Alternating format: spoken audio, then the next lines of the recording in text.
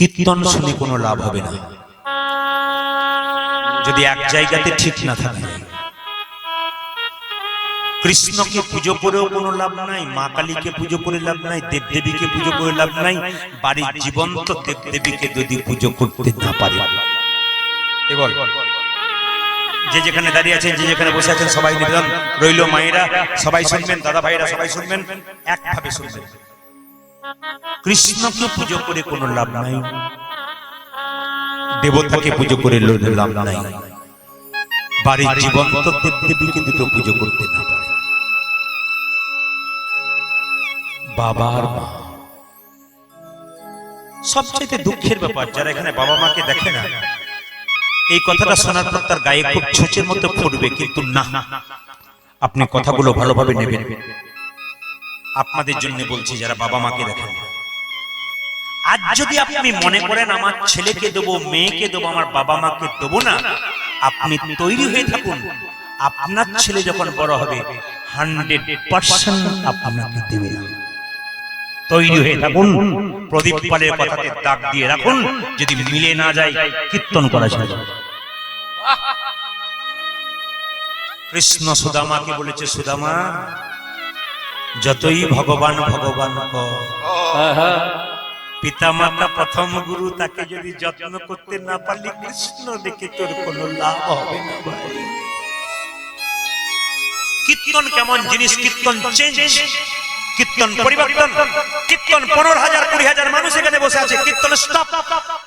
তাকিয়ে দেখুন, এখনই আনন্দ করছিলেন, পরিবেশটা কোন জায়গায় পরিবর্তন হচ্ছে। আমার গুরুদেব বললেন এরকম কীর্তন করবি, মানুষকে নাচাবি, হাসাবি, গাওয়াবি, প্রেম দিবি, যুক্তি দিবি, মানুষকে শিক্ষার পথে আনবি। বাবা মায়ের মতো আপন পৃথিবীতে কেউ হয় না। মুসলমানদের একটা ধর্মগ্রন্থে বলেছে, দিনে তালিম बाप ने जन्म दिया उछली हुई पानी से और माँ ने जन्म दिया अपना जान का कुर्बानी से।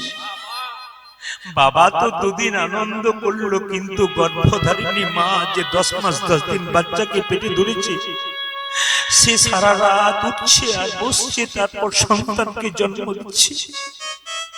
ওই মাকে যদি প্রণাম না করতে পারি, তবে জীবনে কীর্তন শুনে কোনো লাভ হবে না। আগে সম্মান দিন।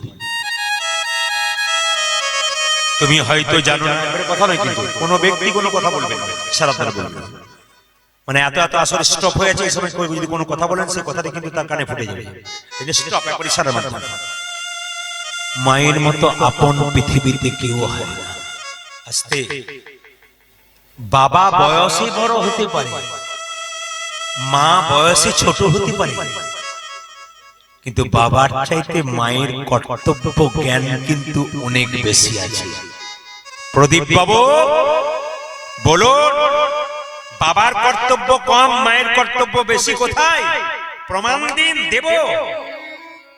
একটি ছেলে তার বাচ্চাকে জন্ম দিয়ে চাকরি করতে গেছে বাইরে, যখন ফিরে আসছে তার 5 বছরের ছেলেটা রাস্তাতে ধুলোতে খেলছে, গোটা শরীরে ধুলো মেখে নিয়েছে, বাবাকে দেখে বলছে, বাপি বাপি কোলে চাপো, কোলে চাপো।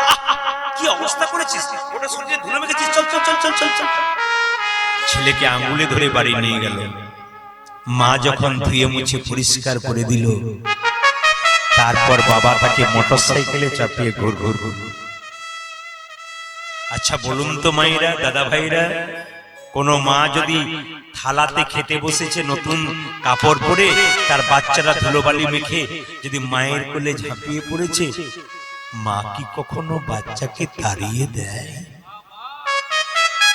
মা তখন ওইদিকে না তাকিয়ে নিজে না খেয়ে বাচ্চার মুখে তুলে দেয়, হেরি রাখো মা।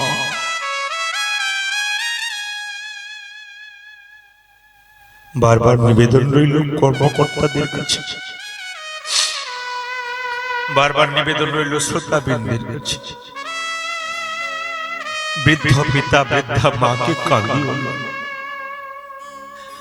তারা যত কাঁদবে তোমাকে অভিশাপ দেবে না, কিন্তু তাদের চোখের জল তোমার সংসার অভিশপ্ত হয়ে যাবে। মা কাঁদিও না। মা কাঁদানো বড় পাপ।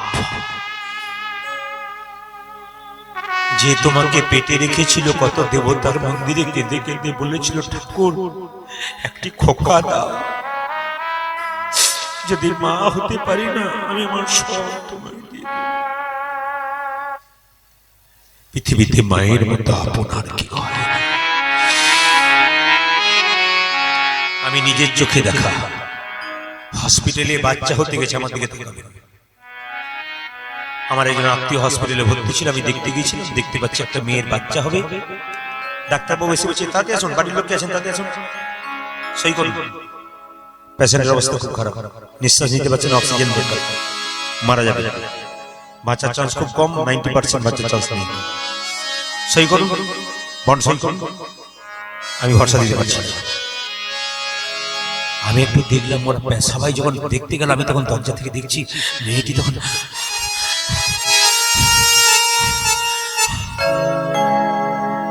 ডাক্তারবাবু কি সেরা করে ঢুকে বলছে, ডাক্তার আমি নাকি মরে যাব। কে বলছে তুমি মরে যাবে? আমি নাকি মরে যাব, মৃত্যুর আগে আমার খোকাকে একবার দেখতে দিতে পারো। মা মৃত্যুর সঙ্গে লড়াই করছে, সন্তানের মুখ দেখতে চাইছে।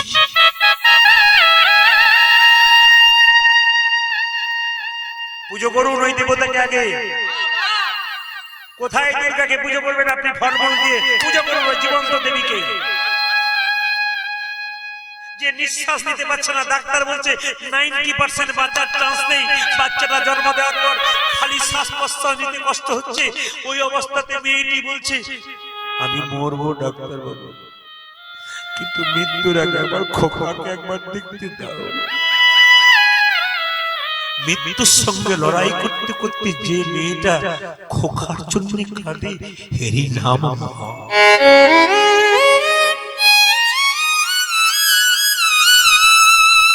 দুর্গার মন্দিরে অষ্টমীর দিনে উপবাস করে মা দুর্গাকে পুষ্পাঞ্জলি দিতে যাচ্ছ। নিজের বাবা মা একটা কাপড় পায় নাই, দুটো খাবারের জন্য বসে আছে। মা দুর্গা যেন বলতে চাইছে, মাটির প্রতিমা পুজিস রে তুই, আগে ঘরের জীবন্ত বাবা মাকে পুজো কর, তবে তো তোর জীবন সার্থক হবে। মেয়েরা দেখবেন বাপের বাড়ি যায় না কখন থেকে বলুন তো? বাবা সুন্দর, বাপের বাড়ি যায় না কখন থেকে বলুন তো? যখন থেকে তার মা বাবা মারা যায়। এবছর ভাইফোঁটার দিনে আমি ছুটি রেখেছিলাম। ভাইফোঁটা হয় না তো আমাদের গান করতে করতে, প্রতি বছর কেউ না কেউ মারা যায় দিদির বংশে, আমার দিদির কাছে কিংবা আমাদের বাড়িতে। এবছর ফাঁকা ছিল। ভাইফোঁটার দিনে যখন বেরোচ্ছি, তখন একজন মহিলা বাস স্ট্যান্ড থেকে ঘুরে বাড়ির দিকে চলে এলো। বাড়ি থেকে ঘুরে চলে এলো, ভালো করে শুনে, বাস স্ট্যান্ড থেকে ঘুরে চলে এলো। জিজ্ঞেস করলাম, দিদি তুমি কি হলো, বাস পেলে না? দাদা যাব না। কেন? বাবা মা কেউ নাই, খুব ভরসা করে যাচ্ছিলাম।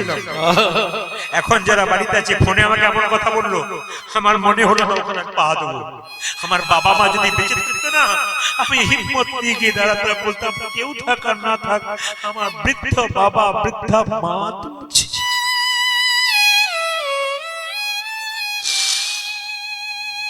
পৃথিবীতে যদি আপন কেউ হয় তবে মা।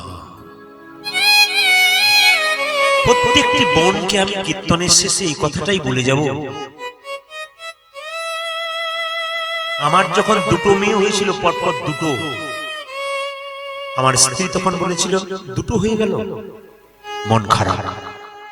আমার বাবা একটা কথা বলেছিল, সেটা মাথায় আছে, ওরে প্রদীপ, একজন ছেলে যদি একটা বংশের প্রদীপ হয়, একটা মেয়ে যে দুটো বংশের প্রদীপ। আপনারা যে দুটো বংশের প্রদীপ, কেন নিজের কলঙ্ক কুড়িয়ে নেবেন?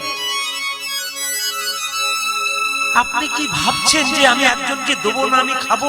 কেন এমন ভাববেন আপনি? আপনার ছেলেটা যে আপনার কাছ থেকে শিখছে, আমার মা বাবা কেমন আচরণ করছে, ওটা যে বড় হয়ে আপনার উপর ব্যবহার করবে, ওটা আপনি বুঝতে পারছেন না কেন? এই বোঝার শক্তি এখন, তবে কীর্তন শোনা সার্থক হবে, নইলে শুনলেন ঘরে চলে গেলেন, আপনার জীবনের লাভ কিচ্ছু হবে না। সম্মান করতে শিখুন। একটা মেয়ে যদি শ্বশুর বাড়িতে খারাপ ব্যবহার করে, সেভাবে আমি রাজরানী হয়ে ভালোই করছি, কিন্তু তার মাথায় রাখতে হবে প্রদীপ পালের কথাটা।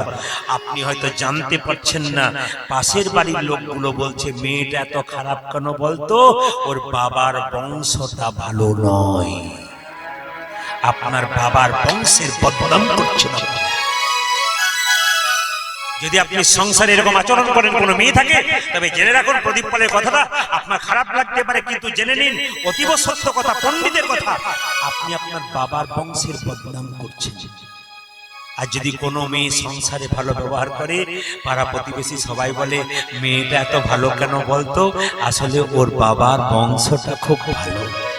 তবে তবে খুব ধীরে ধীরে একটি দামি কথা বলে যাই, যে যেখানে বসে আছেন, আমি আপনাদের একবারে শব্দ করবেন না, কথাগুলো একটু শুনে নিন দাদা ভাইরা, যে যেখানে আছেন মায়েরাও শুনে রাখুন। একবারে সুন্দর কথা, একটা মায়ের পেটে একটা বাচ্চা 10 মাস 10 দিন জায়গা হয়, সেই ছেলে বড় হয়ে জামশেদপুর টাটাতে ফ্ল্যাট কিনে, সেখানে মা বাবার একদিনের জন্য জায়গা হয়। কিসের শিক্ষা? লোকের কাছে বলছেন কেন আমি এমএ পাস করেছি? রাখুন আপনারা এমএ পাস। লোকের কাছে বলছেন কেন আমি বিএ পাস করেছি? লোকের কাছে বলছেন কেন আমি শিক্ষক হয়েছি? লোকের কাছে বলছেন কেন আমি ডাক্তার হয়েছি? আপনার নোংরা মনটাকে আপনি ত্যাগ করুন, আপনি ভালো হন, আগে আপনার বাবা মাকে সেবা করতে শিখুন, তারপর আপনি ফ্ল্যাট কিনবেন। নিবেদন আপনাদের সামনে, মা বাবাকে কেউ কাঁদিও না। ছোট্ট প্রমাণ দিয়ে দেবো আপনাদের, আপনারাই বলুন আমাকে, একটা কুমোর যখন হাড়ি তৈরি করি, হাড়ির কানার যদি বেঁকে যায়, কে দায়ী? কুমোর না হাড়ি? জোরে বলুন। কুমোর দায়ী। আমি এই কথাটা শেষে বলতে চাই আমার মায়েদের জন্য, বিশেষ করে দাদা ভাইরা বাইরে কাজে যায়, আমার মায়েদেরকে একটা শিক্ষা দিয়ে যায়, আপনার বাচ্চাকে আপনি যেমন তৈরি করবেন, শেষ বয়সে বাচ্চার কাছ থেকে আপনি সেই জবাবটাই পাবেন। প্রমাণ কি? প্রমাণ দিয়ে দিই, শুনে নিন কান খুলে। একটা 18 বছর মেয়ের বিয়ে হয়ে গেল। যখন মেয়েটার বিয়ে হয়ে গেল, মেয়েটা খুব কাঁদছে, শ্বশুর বাড়ি যাচ্ছে। মেয়ের বাবা মা চোখের জল মুছিয়ে বলছে, খোকি কাঁদিস না, কথা দিচ্ছি মা তোর বাবাকে প্রতি মাসে তোর কাছে পাঠাবো। কেন কাঁদছিস? মেয়েদের যে শ্বশুর ঘর যেতে হয়, আমাকে দেখছিস না? কত বছর শ্বশুর বাড়িতে এসেছি, কাঁদিস না। আর একটা কথা বলি মা, শ্বশুর বাড়ি যাবি, ভালো ব্যবহার করবি, নইলে আমাদের বদনাম হবে। শ্বশুর মশাইকে ভক্তি করবি, শাশুড়ি মাকে ভক্তি করবি। বোঝাচ্ছে। মেয়েটি গেল, 3 দিন পরে গিয়ে ওখানে ঝগড়া করতে শুরু করলো। অষ্টমঙ্গলা পেরোয়নি, ছেলের বাবা ফোন করে মেয়ের বাবাকে ফোন করছে, আচ্ছা বেআই মশাই কেমন মেয়ে পাঠালেন, এতে এসে থেকেই ঝগড়া করছে। মেয়ে যখন অষ্টমঙ্গলা করতে এলো, মেয়ের মা মেয়ের বাবা হাতে ধরে বলল, খুকি তোকে যে বারবার বললাম ঝগড়া করিস না, তুই করলি কেন? আমাদের মান সম্মান নষ্ট করলি। মেয়ে তখন উত্তর দিচ্ছে, মা বাবা 18 বছর ধরে বাড়িতে যেটা দেখলাম সেটা শিখবো, না শেষ দিনে যেটা শেখালে সেটা শিখবো? বাবা জিজ্ঞেস করছে, বাবা জিজ্ঞেস করছে, বাবা জিজ্ঞেস করছে, বুঝতে পারলাম না। বলছে 18 বছর ধরে তো দেখলাম ঠাকুমা দাদুর সঙ্গে খালি তুমি ঝগড়া করলে, আমি তো ঝগড়া শিখেছি, আমি তো ভালো কিছু শিখতে পারি। নিবেদন সবার কাছে, যদি আপনারা মানুষ হন, যদি মনুষ্যত্বের বিকাশ আপনাদের ভেতরে থাকে, পশুত্ব যদি দূর হয়, হৃদয়ের নোংরামি যদি দূর হয়, তবে বারবার বলবো আমার মায়েদের কাছে করজোরে, বোনেদের কাছে করজোরে, অন্তত ভালো হয়ে যাবে। একজন বৃদ্ধ বাবা আপনার কাছে কোনদিন ছানা পোলাও খেতে চায় না, বৃদ্ধা মা চায় না, দুটো ডাল ভাত চাই। আপনি মেয়ে হয়ে দুটো ডাল ভাত দিতে পারলেন না। আপনি যে মা নামের কলঙ্ক, আপনাকে মা বলা যাবে না, আপনাকে রাক্ষসী বলা যাবে। জবরের খাদ্য কেড়ে নিয়ে নিজে খায়, নিজের ছেলেকে খাওয়ায়, রাক্ষসী ছাড়া তার কোনো। আজকে যে লীলাটি করব, একজন জিজ্ঞেস করলেন দাদা আজকে পালা কি হবে? আমি বললাম পালা তো আমি জানি না। বলছে আপনি পালা জানেন না? বললাম না। তাহলে কি জানেন? আমি লীলা জানি। পালা তো নাটকের হয়, যাত্রার হয়, আর পালা আমাদের জীবনে দুটো হয়, কারো জানা আছে? একটি আসার পালা আর একটি, জোরে বলুন মায়েরা, একটি আসার পালা পৃথিবীতে আর একটি যাওয়ার পালা। ঠান্ডা মাথায় উত্তর দিন তো, যারা কীর্তন শুনতে এসছেন তাদের কোন পালা শেষ হয়েছে, আসারটা না যাওয়ারটা? জোরে বলুন। অনেকে ভাবছে কোনটা বলবো না কাল কি বলবো। এইদিকে বলছে আসারটা না যাওয়ারটা? আসারটা। বাকি আছে কোনটা? জোরসে বলি, বাকি আছে কোনটা? একটু জোরে বলুন। অনেকে যাবে না বলে বলছে নাকি? জোরে বলুন, বাকি আছে কোনটা? না না, জোরে বলুন, বাকি আছে কোনটা? এতই যদি বুঝছেন যে যাওয়ারটা বাকি আছে, তাহলে সাদা চুলে গোদরেজ মাখছেন কেন? এত যদি বুঝছেন, আমরা সবই বুঝি কিন্তু বুঝেও বুঝি না। আবার দেখবেন মায়েরা দরজা দিয়ে মৃতদেহ নিয়ে যায়, বলো হরি হরি বলো হরি হরি। আপনিও প্রণাম করেন, আমরাও প্রণাম করি, আর কি ভাবি বলুন তো? ও বোধহয় গেল, আমি বোধহয় যাবো, আমি যাবো না। কিন্তু যিনি হেলতে দুলতে গেলেন তিনি শিখিয়ে দিয়ে গেলেন, আমি যেমন হেলতে দুলতে গেলাম আমাকে দেখে শিখে নাও, একদিন তোমাকেও নিতাই গৌর হরি বল বলে সংসার ছেড়ে চলে যেত। আজকে যে লীলাটি আপনাদের সামনে আস্বাদন করবো, গন্ডগোল আছে, তবে গন্ডগোল আমি মিটিয়ে দেবো। কি বলুন তো? স্বামী স্ত্রীতে মাঝে মাঝে একটু মান অভিমান হয় না? আস্তে। আজকে রাধার গোবিন্দের মধ্যে মান লীলার কথা বলবো। আজকে রাধারানীর সঙ্গে গোবিন্দের মান হয়েছিল, তারাকে একটু পরিষ্কার করে দিই, একটু কথাগুলো পরিষ্কার করে দিই। বলুন তো মায়েরা, কৃষ্ণের সঙ্গে রাধার সম্পর্ক কি? বলে অত যদি জানবো তাহলে তোমাকে কেন রাখবো?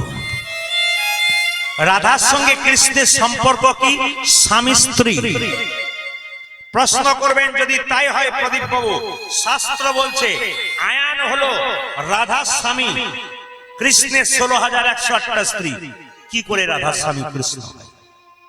আমি আপনাদের ঘটনাগুলো বলে দিই, যারা জ্ঞানীজন গুণীজন আছে একটু বুঝে নেবেন, আমাদের ভুল ধারণাগুলো পাল্টে। অনেকে দেখবেন রাস্তাঘাটে ছেলে মেয়ে বসে থাকলে ঠাট্টা করে রাধা কৃষ্ণের লীলা, মানে ঠাট্টা করে বলে। যারা জ্ঞানী নয়, অজ্ঞানী মূর্খ তারা বলে। কেন? রাধা কৃষ্ণের প্রেমের সঙ্গে এই জগতের প্রেমের যদি কেউ তুলনা করে, তার মতো মূর্খ পৃথিবীতে আর কেউ নাই। যারা জানে না, যারা বোঝে না, তারা তুলনা করে। একটু বুঝিয়ে দিই। সত্য যুগে আয়ান ছিল সুতপা মুনি। তিনি কি করেছিলেন? ধ্যান করেছিলেন। কার? সত্যযুগে সুতপা মুনি নারায়ণের ধ্যান করেছিলেন। সুতপা ঋষি ধ্যান করেছিলেন। নারায়ণ সঙ্গে সঙ্গে বলল, কি চাও সুতপা? আমি তোমার স্ত্রীকে আমার স্ত্রী রূপে পেতে চাই। তোমার এত হতবুদ্ধি হলো কোথা থেকে? জগতের প্রতিটি মা মা লক্ষ্মীকে মা বলে ডাকে, তুমিও মা বলে ডাকো। তুমি তোমার মাকে স্ত্রী রূপে গ্রহণ করবে? জগতের কোন পুরুষ, কোন ছেলে তার মাকে সম্মান দেবে না তুমি যদি আমার স্ত্রীকে মা বলে গ্রহণ না করে স্ত্রী বলে গ্রহণ করো। তুমি আর যা চাও আমি দেবো, কিন্তু আমার স্ত্রীকে তোমাকে ঘরণী রূপে দেবো। সঙ্গে সঙ্গে সুতপা বলল, তাহলে আমি ধ্যানও করতে ছাড়বো না, আমি ধ্যান করেই যাবো। আমাদের তাকান, আমি ধ্যান করেই যাব। যখন ধ্যান করলো তখন বললো, কি চাও? ওই একটাই চাওয়া, তোমার স্ত্রীকে আমার ঘরণী রূপে দাও। সঙ্গে সঙ্গে ভগবান বলল, তুমি যদি হও বুনো গোল, তাহলে আমি হলাম বাঘা তেঁতুল। নাকি তুমি যদি এমন হতে পারো আমি আঙুল বাঁকাতে পারি, আমি তোমায় কথা দিলাম আগামী দা পরে আমি হব কৃষ্ণ, তুমি হবে আয়ান।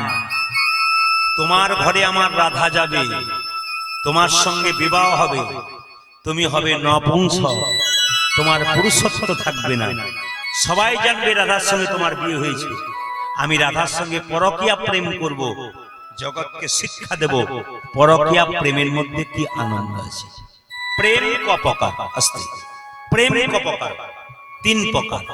সকিয়া, পরকীয়া, আর একটা কি? একটা সকিয়া, একটা পরকীয়া, একটি অনুরা। অনুরা প্রেম কাকে বলে? বিয়ের আগে স্কুল কলেজে রাস্তাঘাটে ছেলে মেয়ে যে প্রেম তাকে বলে অনুরা প্রেম। ওটা আগেকার যুগে মানতো না, এখন মানে, দেখলে কেউ কিছু বলে। এইবার ও মায়েরা সখিয়া প্রেম কাকে বলে? বিয়ের পরে স্বামী স্ত্রীতে যে প্রেম, বিয়ে হলো স্বামী স্ত্রীতে যে প্রেম হয়ে গেল, এটার নাম হলো সখিয়া। আইনমূলক, সমাজ মানবে। বিয়ের পরে তার স্ত্রীকে নিয়ে এসে হাজার জায়গায় ঘুরতে পারে, এক জায়গায় বসতে পারে, কেউ কিচ্ছু বলবে না। কিন্তু আর একটার নাম পরকীয়া প্রেম। নিজের স্বামী থাকতে যে মেয়ে পরপুরুষের সঙ্গে প্রেম করে তাকে পরকীয়া প্রেম বলে। নিজের স্ত্রী থাকতে যে পুরুষ পর স্ত্রীর সঙ্গে প্রেম করে তাকে পরকীয়া বলে। আপনারা কীর্তন শুনছেন, কৃষ্ণ রাধার সঙ্গে প্রেম করলো, এটা পরকীয়া প্রেম। লোকে বলবে না কি কীর্তন শুনতে গেলে এই কৃষ্ণের প্রেম 16,100 স্ত্রী থাকতে পরকীয়া প্রেম করলো। কিন্তু যুক্তি তো আপনারা বুঝতে পারলেন, আসলে রাধারানী হলো কৃষ্ণের স্ত্রী, পরপুরুষের কাছে দিয়ে তার সঙ্গে পরকীয়া প্রেম আস্বাদন করলো। অনেকে বলে কৃষ্ণ 16,108টা বিয়ে করেছিল, আমি 4টা করলে কি ক্ষতি আছে? একবার করে দেখ কি হয়তো একটাতেই তোর অবস্থা খারাপ, তারপর তো দুটো করে দেখ। আবার দেখবেন অনেকে বলে কৃষ্ণ গিরি গোবর্ধন পাহাড় তুলেছিল, তুই একটা ইট তুলে দেখ। কৃষ্ণ কালিয়ানাগকে দমন করেছিল, তুই একটা জল ঢোস সাপকে ধরে দেখা, দেখি তোর কত ক্ষমতা আছে। এ বলতে আমরা বড় বড় পারি, কাজে কিন্তু কেউ পারি। আবার দেখবেন একজন প্রশ্ন করেছিল, এ শিবের মাথায় শিবলিঙ্গে দুধ ঢেলে কি লাভ আছে? একজন শিক্ষিত ব্যক্তি বলছেন শিবের মাথায় শিবলিঙ্গে দুধ ঢেলে কি লাভ আছে? বলে কেন? গরিবের ছেলেকে ওই দুধটা দিক পেট ভরবে, শিবলিঙ্গে দিয়ে কি লাভ? এ কথা যারা বলে তাদের চরিত্রগুলো খুলবেন। এরা মুখে বলে কাজে করে না। আপনি শিবলিঙ্গে দুধ দেবেন না কি দেবেন না গঙ্গা জল দেবেন সেটা তো আপনার ব্যাপার, ভক্তিটা তো সম্পূর্ণ আপনার। শিবলিঙ্গে দুগ্ধ ঢালতে হয়, তার তো তত্ত্ব আছে। তো শিবকে আপনি দুগ্ধ দেবেন? যে লোকটা বলছে দিয়ে কি লাভ আছে, বাচ্চাগুলোকে দাও, গরিবগুলো খাবে, তুমি দাও, তুমি 2-4 কেজি কিনে কিনে দাও, ওকে বলবেন আপনি যে তুমি দাও, তুমি একবার দাও, দেখবো কাউকে দেবে না। ও বলতে পারে, দিতে পারে। এরা হলো কি পাষণ্ডী, এরা হরিনাম ভালোবাসে না, এরা ভগবত প্রেম ভালোবাসে না। এরা হলো হনুমানের মতো। হনুমানকে নারকেল দেবেন, দেখবেন এমনি এমনি করতে করতে ফেলে দেবে, ও তো জানে না নারকেলের ভেতরে শ্বাস জল আছে। যারা সনাতন ধর্ম জানে না তারা সনাতন ধর্ম সম্পর্কে বিদ্রুপাত্মক মন্তব্য করে, আর যারা জানে তারা গর্ব করে। তাহলে মায়েরা বুঝতে পেরে গেলেন রাধারানী কৃষ্ণের কে? জোরে বলুন, স্ত্রী। কিন্তু রাধার সঙ্গে কৃষ্ণের প্রেম হলো। কিন্তু মায়েরা সবাই লক্ষ্য করুন, একটু আপনাদের ঘুরিয়ে দেখিয়ে দিই। রাধা যখন জন্ম নিয়েছিল প্রথমেই শর্ত করেছিল, জন্ম নিয়ে প্রথম আমি কৃষ্ণের মুখ দেখবো, আর কারো দেখবো না। তত্ত্বগুলো শুনবেন লীলার মাধ্যমে। রাধার যখন জন্ম হলো মা চোখে দেখতে পায় না, মায়ের নাম কি কৃত্তিদা, রাজার নাম কি বৃষভানু। আসলে রাধার জন্ম মায়ের গর্ভ থেকে হয় নাই। একদিন বৃষভানু রাজার স্ত্রী কৃত্তিদা স্নান করতে গেল পুকুরে, সখীদের সঙ্গে দেখতে পেল পদ্ম ফুলের মধ্যে একটা, এত তো পদ্ম ফুল ফুটেছে কিন্তু একটা পদ্ম ফুলে খুব জ্যোতি, এত জ্যোতি যে চিন্তা করতে পারছে না। সঙ্গে সঙ্গে সখীদেরকে বললো, এই সখী এক কাজ কর না, ওই পদ্ম ফুলটা তুলে নিয়ে আয়, আমার খুব ভালো লাগছে। ও মা, পদ্ম ফুলটা যখন তুললো দেখলো তো সোনার পোকা, সোনার পোকা। আসলে ওই সোনার পোকাটা আস্তে আস্তে আস্তে আস্তে আস্তে একটা মেয়ের রূপ ধারণ করলো। বাড়িতে নিয়ে এলো, ছোট্ট বাচ্চা মেয়ের রূপ ধারণ করলো। বৃষভানু রাজাকে, তার ভালো করে শুনবেন রাধা জন্মের কথাটা, বলছে কি বৃষভানু রাজাকে বললো, স্বামী তুমি চারিদিকে প্রচার করে তো আমার গর্ভ হয়েছে, আমার সন্তান হবে, কেউ যেন জানতে না পারে। এই মেয়েটা আস্তে আস্তে যখন বড় হবে বলবে আমি কন্যা হয়েছে, সবাইকে প্রচার করবে। বৃষভানু তাই করে দিল মায়েরা। কিন্তু হঠাৎ যখন রাধার জন্ম হলো, আশ্চর্যের ব্যাপার, রাধা চোখে দেখতে পায় না। আপনাদের এই গ্রামে যদি কোনো বাচ্চা জন্ম নেয় মেয়ে, সে চোখে দেখতে না পায়, আপনারা সবাই দেখতে যাবেন, সবাই দলে দলে দেখতে যাচ্ছে। নন্দ রাজার স্ত্রী যশোমতী বলছে রোহিণীকে, ও দিদি এ তাড়াতাড়ি চলো, এ বৃষভানুর স্ত্রী কৃত্তিদা একটা মেয়ে জন্ম দিয়েছে, চোখে দেখতে পায় না, চলো একবার দেখে আসি। কিন্তু দেখতে যাবে কি করে? কৃষ্ণ দূরে খেলা করছে দাদা বলায়ের সঙ্গে। যশোমতী বুঝতে পারছে ও যদি জানতে পারে পিছু ধরবে, দরকার নাই দিদি তাড়াতাড়ি চলো, যেন জানতে না পারে। ভগবান মনে মনে ভাবছে আমি যদি না জানি তাহলে পৃথিবীর আর কে জানতে পারে। আমি তো তোমার সঙ্গে যাব, অত সোজা। তুমি একবার রাস্তা নাও, তারপর আমি দেখছি। যশোমতি তাড়াতাড়ি পেছন দিকে তাকাচ্ছে, রোহিণীকে বলছে দিদি চল, তাড়াতাড়ি চলো, তাড়াতাড়ি চলো, তাড়াতাড়ি চলো। যখন যাচ্ছে তখন গোবিন্দ ছুটে এসে বলছে ও মা। বাচ্চাদের কোনো স্বভাব হয় না, কিছু চাইলে বলে না ও মামা, ও মামা, মা মা, ও মামা, ও মামা। কৃষ্ণজিকে জিজ্ঞেস করছে যশোমতি কোথায়, কি বলছিস, কোথায় চললে বলো। ও মা কি, কোথায় চললে বলো। আমি কোথায় চললাম তোর কি গেল, দাদা বলার সঙ্গে খেলা কর না, আগে বলো তুমি কোথায় চললে। ওরে বাবা, বৃষভানু রাজার স্ত্রী কীর্তিদা একটা মেয়ের জন্ম দিয়েছে, চোখে দেখতে পায় না, তাকে দেখতে যাব। ও মা কি, আমি যাব মা, আমি যাব মা, আমি যাব মা, আমি যাব মা। কোথায় যাবি, ওই কানা মেয়ে দেখতে আমি যাব মা, ওই কানা মেয়ে দেখতে আমি যাব মা, কানা মেয়ে দেখতে আমি যাব মা। আজ কানা মেয়ে দেখতে আমি যাব মা। ওই কানা মেয়ে দেখতে কেমন, কানা মেয়ে দেখতে আমি যাব মা। যদি কানা মেয়ে দেখতে কেমন, কানা মেয়ে দেখতে আমি যাব মা। ভক্তের সঙ্গে ভগবানের যোগ আছে, রাধা এতে শর্ত করেছিল কৃষ্ণ ছাড়া কাউকে দেখবো না। আর কৃষ্ণ মনে মনে ভাবছে আমি না গেলে তোমার চোখ ফুটবে না, আমাকে যেতেই হবে। মা আমি যাব মা, আমি যাব মা। দিদি এ ছেলে মানবে না, হ্যাঁ, এক কাজ করো, এই ছেলেকে একটা কাজ করি, এদিকে আয়। যে না গোপালকে করে নিয়েছে, মায়েরা কিছু মনে করবে না। বাচ্চা ছেলেকে এক পাড়া থেকে এক পাড়া নিয়ে যেতে গেলে একটা কপালে টিক দিতে হয়। কিসের বলুন তো, কিসের টিক? হরিচন্দ্র। হ্যাঁ, আপনার তো কাজলের টিপ দিন, গোবরে ফোঁটা দিন। দাদা ভাইরা আপনারা সব জানেন, কিন্তু একটা জিনিস দেখলে বাচ্চার কোনো বিপদ হয় না। কি বলুন তো, হরিচন্দনের মৃত্তিকা। প্রশ্ন করবেন মায়েরা, হরিচন্দনের মৃত্তিকা কাকে বলে? আপনাদের ছোট ছোট বাচ্চা বাড়িতে আছে, আপনার বাচ্চার কোনো বিপদ হবে না, এই কাজটা করতে পারেন। বলবো আপনাদের সামনে, বাদ দিয়ে দেবো। আর এক বছর বায়না করবেন, তারপর বলবো না, এই বছরই বলে যাবো। আমি না বলে তো যাবোই না, বলবো তারপরে যাবো। আপনারা কি দেবেন কপালে? হরিচন্দনের মৃত্তিকা। হরিচন্দনের মৃত্তিকা কাকে বলে? তুলসী তলার কাঁচা মাটি, মায়ের স্তনদুগ্ধ একসঙ্গে ছেলের কপালে তুলে দিলে তাকে হরিচন্দনের মৃত্তিকা বলে। হরিচন্দনের মৃত্তিকা দিল, এদিকে এদিকে এদিকে এদিকে এদিকে ও মা। মানে কি বলুন তো, মা যদি ছেলের বাম কনিষ্ঠ আঙ্গুলে দন্তাঘাত করে, ছেলের কোনো বিপদ হয় না। এদিকে তাকান, গোপালকে কোলে করে নিয়ে যাচ্ছে, কোনো মতে মা ছাড়তে চাইছে না। আমার দিকে তাকাবেন, কোনো মতে ছাড়তে চাইছে না।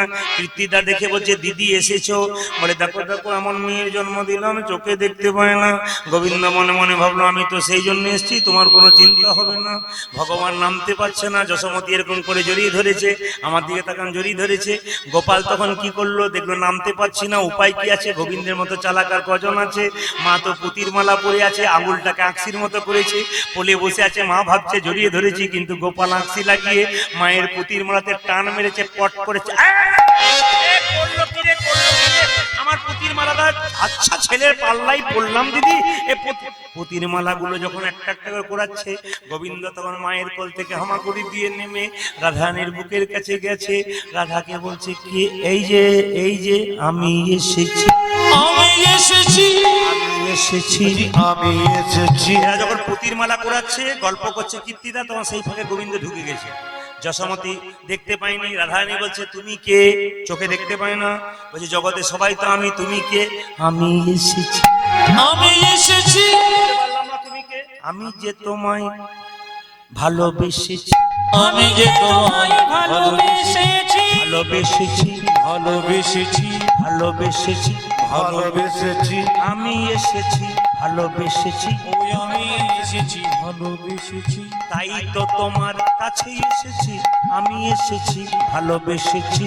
তাই তো তোমার কাছে এসেছি, আমি যে তোমায় ভালোবেসেছি। এই না বলেছে আমি তোমায় ভালোবেসেছি, এই বলে কৃষ্ণ যেই না রাধারানীর চোখে স্পর্শ করেছে, সঙ্গে সঙ্গে দেখতে পেল কি, রাধারানী বদনটা প্রথম কৃষ্ণের দেখল। এর থেকে আপনারা কি শিখলেন এতক্ষণ কীর্তনে মায়েরা? আস্তে কি শিখলেন? সকালবেলায় ঘুম থেকে যারা দরজা খুলবেন উঠে, হরে কৃষ্ণ মহামন্ত্র বলার পর দরজা খুলবেন। কীর্তন শুনতে সে শিখে যান। আজকে শিখবেন, কাল থেকে আরম্ভ করবেন। যদি শুনলেন আর পালিয়ে গেলেন রাত্রিবেলায়, আপনি কিছু বুঝলেন না, তা বলে হবে না, আপনাকে শিখে যেতে হবে। আমার গুরুদেব বললেন, গরু যখন খাবার খায় তখন দেখবেন খুব তাড়াতাড়ি খায়। তারপর আস্বাদন করে চিবিয়ে চিবিয়ে কি জাবর কাটা। আপনারা অনেক কথা শুনবেন, রাত্রিবেলায় শোবেন, মনে মনে হাজার কথার মধ্যে দুটো কথা মনে রাখবেন, অন্যজনকে শেয়ার করবেন, আপনার কাজে আছে। লক্ষ্য করুন, যেই না বলেছি যে সকালবেলায় ঘুম থেকে উঠে দরজা খোলার সময় দাদা ভাইরা মায়েরা হরে কৃষ্ণ মহামন্ত্র বলে প্রথম দরজা খুলবেন, বিপদ কিন্তু আপনাদের নাই। দ্বিতীয় কি, দরজা যখন খুলবেন সকালবেলায় সূর্য ওঠার আগে দরজাতে কি দেবেন, জোরে বলুন, গোবর জল ছড়া। কেন দেবেন বলুন তো? একটা গাভীর শরীরে 33 কোটি দেবদেবী আছে মা, একজন জায়গা পায়নি, তিনি কে? ভগবান, এই মা লক্ষ্মী। মা লক্ষ্মী কাঁদতে কাঁদতে গাভীকে বলেছিল, মা একটি জায়গা করে দাও। বলে কি, আমার তো আর জায়গা ফাঁকা নয়, আমার গোবরের মধ্যে থাকলে তুই থাকতে পারিস। স্বয়ং মা লক্ষ্মী গোবরের মধ্যে গিয়েছিল, তাই সকালবেলায় যে গোবর জল ছড়া দেয় তার বাড়িতে লক্ষ্মীর যাওয়া আসা করে। মায়েরা যে সকালবেলায় গোবর জল ছড়া দেয় তার বাড়িতে 33 কোটি দেবদেবী যাওয়া আসা করে। আর সূর্যটার আগে দিতে হয় না সূর্যটার পরে দিতে হয়? জোরে বলুন, সূর্যটার পরে দিতে হয়। আচ্ছা, সূর্যটার আগে দিলে কি হয়? 33 কোটি দেবদেবী আসা যাওয়া করে। সূর্যটার পরে দিলে কি হয়? যমরাজা খাতা কলম নিয়ে দাঁড়িয়ে থাকে, কজন মেম্বার আছে, কাকে ক নম্বরে নিয়ে যাবে, সিরিয়াল নাম্বার করতে থাকে। আপনারা কোনটা নেবেন সেটা আপনাদের ব্যাপার। মায়েরা গোবরটাকে মা লক্ষ্মী সকালবেলায় ঘুম। আচ্ছা দাদা ভাইরা কিছু মনে করবেন না, আপনাদের এখানে দেখলাম ব্যবসা হচ্ছে বড় বড়, টাটাতেও বড় বড় ব্যবসা, জামশেদপুরে ব্যবসা, বড় গোবিন্দপুরেও ব্যবসা, কিন্তু কিছু মনে করবেন না, এখানকার ব্যবসায়ীরা করে কিনা জানি না, আমি বাসা থেকে বেরোতে পারিনি, ভক্তের বাড়িতে আজকে দুপুরে আমার কেটে গেছে সময়, কিন্তু আমার যাবার ইচ্ছা ছিল, দাদা আমাকে অনেক চেষ্টা করেছে নিয়ে যাবার, কিন্তু আমি যেতে পারিনি। একটা কথা আপনাদের বলে দিই, আচ্ছা দেখবেন আপনারা যারা ব্যবসা করেন তারা দেখবেন ওই ব্যবসা করার সময় দোকানে লেবু লঙ্কা টাঙান না? জোরে বলুন হ্যাঁ না। একজন হাত তুলে বলুন তো, লেবু লঙ্কা কেন টাঙানো হয়? আপনারা সবাই টাঙান, আজকে আপনারা জেনে যান লেবু লঙ্কা টাঙানো হয় কেন। একটা জিনিস কি, মা লক্ষ্মী আর দারিদ্রতা দুটো আলাদা। মা লক্ষ্মী কি পছন্দ করে? মিঠাই, মিঠাই, মিঠাই। মা পছন্দ করে কি মায়েরা? মিঠাই। আর লক্ষ্মী অলক্ষ্মী মানে দারিদ্র কি পছন্দ করে? টক আর ঝাল। আমার বাড়িতে 10 লাখ টাকা আছে, খবর পেয়েছি, ঘর ভাঙবার দরকার নাই, যদি বারান্দাতে 10 লাখ টাকা ঝুলিয়ে দিই, চোর যদি 10 লাখ টাকা পেয়ে যায় ঘর ঢুকবে? মাল তো পেয়ে গেছি, পালিয়ে যাইবে। আচ্ছা লক্ষ্য করুন, দরজা ঢুকবার আগে এই দোকানে কি করে? লেবু আর লঙ্কা টাঙিয়ে দেয়। কেন না? অলক্ষ্মী লেবু আর লঙ্কা ভালোবাসে, ওই জন্য যখনই লেবু আর লঙ্কা পেয়ে গেল তখন দারিদ্রতা পালিয়ে গেল। ওই জন্য আমাদের একটা বিশ্বাস আছে যে আমরা দোকানের দরজাতে লেবু লঙ্কা টাঙাবো মানে দারিদ্রতা ঢুকতে পারবে না, ওইখানে পেয়ে ওখান থেকে বেরিয়ে যাবে, ভেতরে ঢুকতে পারবে। এগুলো জানার জন্য কীর্তন শুনতে এসছে। আসুন এখন যে যেখানে বসে আছেন মায়েরা, ভগবান শ্রীকৃষ্ণ গোচারণ থেকে ফিরছে, আর রাধারানী বেলি অবসানকালে যমুনাতে জল আনতে যেত। কেন বলুন তো মায়েরা? কৃষ্ণ সেই সময় গোচারণ থেকে আসতো, আর কৃষ্ণের সঙ্গে সারাদিন পর একবার দেখা হবে। যেই না কৃষ্ণের সঙ্গে, আশ্চর্যের ব্যাপার কি জানেন, রাধারানী জলে কলসিটা ডুবাচ্ছে আর কৃষ্ণ আসছে কোথায় না আগে আগে, আগে আগে কৃষ্ণ, পেছনে যাচ্ছে কে? দাদা বলাই। আচ্ছা বলুন তো, দাদা বলাই পেছনে আছে, কৃষ্ণ আগে আছে। যদি প্রেমিকা তাকে বলে এই জায়গাতে দেখা হবে, ইশারা করে দেখাতে হয় না? তাই রাধারানী জল নিচ্ছে, আমার দিকে তাকান, অনুরোধ হয়ে দেবেন, জল নিচ্ছে, কৃষ্ণকে দেখছে। ভগবান যে কার কাছে কোন রূপে আসে মা বুঝতে পারা যাবে না। আপনার বাড়িতে ভগবান আসবে মাথায় চূড়া, পায়ে নুপুর, হাতে বাঁশি, আসতে পারবে না। চোরকে যখন পুলিশ ধরে তখন পুলিশের পোশাকে সে ধরে না, সিভিল ড্রেসে ধরে। কেন বলুন তো? যদি পুলিশের পোশাকে পুলিশ রাস্তা দিয়ে যায়, চোর দেখতে পেলে দৌড়ে পালাবে, সে কিন্তু ধরা দেবে না। এই জন্য ভক্তকে ভগবান ধরতে গেলে এমনি এমনি আসে না, হাতে বাঁশি থাকে না, মাথায় চূড়া থাকে না, পায়ে নুপুর থাকে না, এমন ভাবে আসে আপনি চিনতেই পারবেন না কোন বেশে কখন আসবে, আপনি বুঝতে পারবেন না। একটা প্রমাণ আপনাদের দিদি যে যেখানে বসে আছেন একটু মন দিয়ে শুনুন। একজন শেঠজি ভগবানকে প্রত্যেকদিন সারাদিন ব্যবসা করতো, আর রাত্রিবেলায় সবসময় স্মরণ করতো, প্রভু গোবিন্দ একবার দেখা দাও, একবার দেখা দাও, একবার দেখা দাও, একবার দেখা দাও, একবার দেখা দাও। কি শিখলেন? ভক্ত যদি কাই মনে কোনো বাঞ্ছা করে, ভগবানের সাধ্য নাই সেই বাঞ্ছা নাই বলে। একদিন শেঠজিকে রাত্রিবেলায় ভগবান দর্শন দিলেন স্বপ্নে। শেঠজি, প্রত্যেকদিন আমায় ডাকছিস, কথা দিলাম কাল সকালে তোর বাড়ি যাবো, তোর বাড়িতে তৈরি করিস। আচ্ছা মায়েরা বলুন তো, আপনি যে স্বপ্নে দেখেন আপনার বাড়িতে কাল কৃষ্ণ আসবে, আপনার কি না আনন্দ হয়? শেঠজি প্রচুর টাকার মালিক, তার বাড়ির কাজে, এই যে ভাই এক কাজ করো তো, এই বাড়ির দরজাতে দুটো কলা গাছ টাঙ্গিয়ে দাও, কলা গাছ কি করে দাও, তৈরি করে দাও, আর আমের শোকা টাঙ্গিয়ে দাও। মায়েরা কিছু মনে করবেন না, কলা গাছ আপনারা দেন কিনা? যদি বলুন হ্যাঁ না, কলা গাছ কিন্তু খুব পবিত্র। আচ্ছা কলা তো আপনারা খান, কিন্তু সিঙ্গাপুরি কলা আপনারা ভগবানের পুজোয় দেন? যদি বলুন হ্যাঁ না। দাদা ভাইরা দেন? আপনাদের কারো জানা আছে সিঙ্গাপুরি কলা কেন ভগবানকে দেওয়া যায় না? তা একটু বলে দিয়ে যাই সিঙ্গাপুরি কেন দেওয়া যায় না। আসলে সিংহাসন নামে একটা ওষুধ ছিল, সে ভগবানের ধ্যান করেছিল বিষ্ণুর। ভগবান বিষ্ণু ধ্যান করলো, বিষ্ণু প্রত্যাখ্যান করলো, এলো কার কাছে? ব্রহ্মার কাছে। ব্রহ্মা বললো বিষ্ণু এই সিংহাসন তোমার আমি ধ্যানে সন্তুষ্ট হয়েছি, তুমি কি চাও? অমরত্ব দাও, পৃথিবীতে আমি অমর হতে চাই। ব্রহ্মা বললো দেবতাদের অধিকার অমরত্বে, তোমার তো অধিকার নেই। ওই তাহলে এক কাজ করো, আমাকে এমন শক্তি দাও আমার মৃত্যু যেন সহজে না হয়। সঙ্গে সঙ্গে ব্রহ্মা বললো তোমাকে একটা মৃত্যু বান দিলাম, এই মৃত্যু বানটা যত্ন করে রেখো, তোমাকে যতদিন থাকবে কেউ যেন জানতে না পারে তুমি মরবে না, তুমি অমর হয়ে থাকবে। অমরত্ব দেবো না, কিন্তু অমর হয়ে থাকবে, মৃত্যুবানটা কেউ যেন জানতে না পারে। কিন্তু সিংহাসন একটা ভুল করে কি ফেললো জানেন? তিনি মা কালীকে বললেন, মা তুমি তো করুণাময়ী, তুমি এই মৃত্যুবানটা আমার যত্ন করে রেখে দাও। লক্ষ্য করুন বাবা, যে এখানে আছেন, মা কালী কি করলো? তার বাম জানুতে ওই মৃত্যুবানটা রেখে দিল। কিন্তু গন্ডগোল কি করলো? ঘরের লোকের প্রতি আঘাত করলো। সিংহাসন প্রথমে অত্যাচার শুরু করলো বাবা শিবের সঙ্গে। আচ্ছা বলুন তো মায়েরা, মা দুর্গার স্বামী যদি শিব হয়, মা দুর্গার স্বামী যদি শিব হয়, তাহলে কালীরও স্বামী শিব। আমি কিছুক্ষণ পরে বুঝিয়ে দেবো আপনাদের, কালীর স্বামী শিব। একটু লক্ষ্য করুন, কালীর স্বামী শিব। এখন স্বামীকে যদি কেউ অপমান করে, স্ত্রী সহ্য করবে? জোরে বলুন হা না। সহ্য করবে, যতই ঝগড়া হোক আর যতই বিবাদ হোক। যদি আপনার স্বামীকে কেউ মারধর করে, কেউ অন্যায় করে, অত্যাচার করে, আপনি কিন্তু প্রতিবাদ করবেনই, এ নিয়ম। এখন লক্ষ্য করুন, যখন শিবকে আঘাত করতে গেছে, মা কালী বলল, বারে সিংহাসন, ক্ষমতা পেলি ব্রহ্মার কাছে, মৃত্যুবানটা তো আমার কাছে আছে, তোকে দেখাচ্ছি মজা। তখন সঙ্গে সঙ্গে কি করলো? সিংহাসনের সেই মৃত্যুবানটা মা কালী কাকে দিল না, সঙ্গে সঙ্গে দিয়ে দিল শিবকে। আর শিব সেই মৃত্যুবানটা নিয়ে সিংহাসনকে হত্যা করলো। সিংহাসনকে দেখে বললো, বাবা ভোলা, হত্যা যখন তোমার হাতে হব, আমি মরে যাব, আশীর্বাদ করো কিছু। আশীর্বাদ তোমায় কিছু করবো না, তুমি যে অন্যায় করেছো।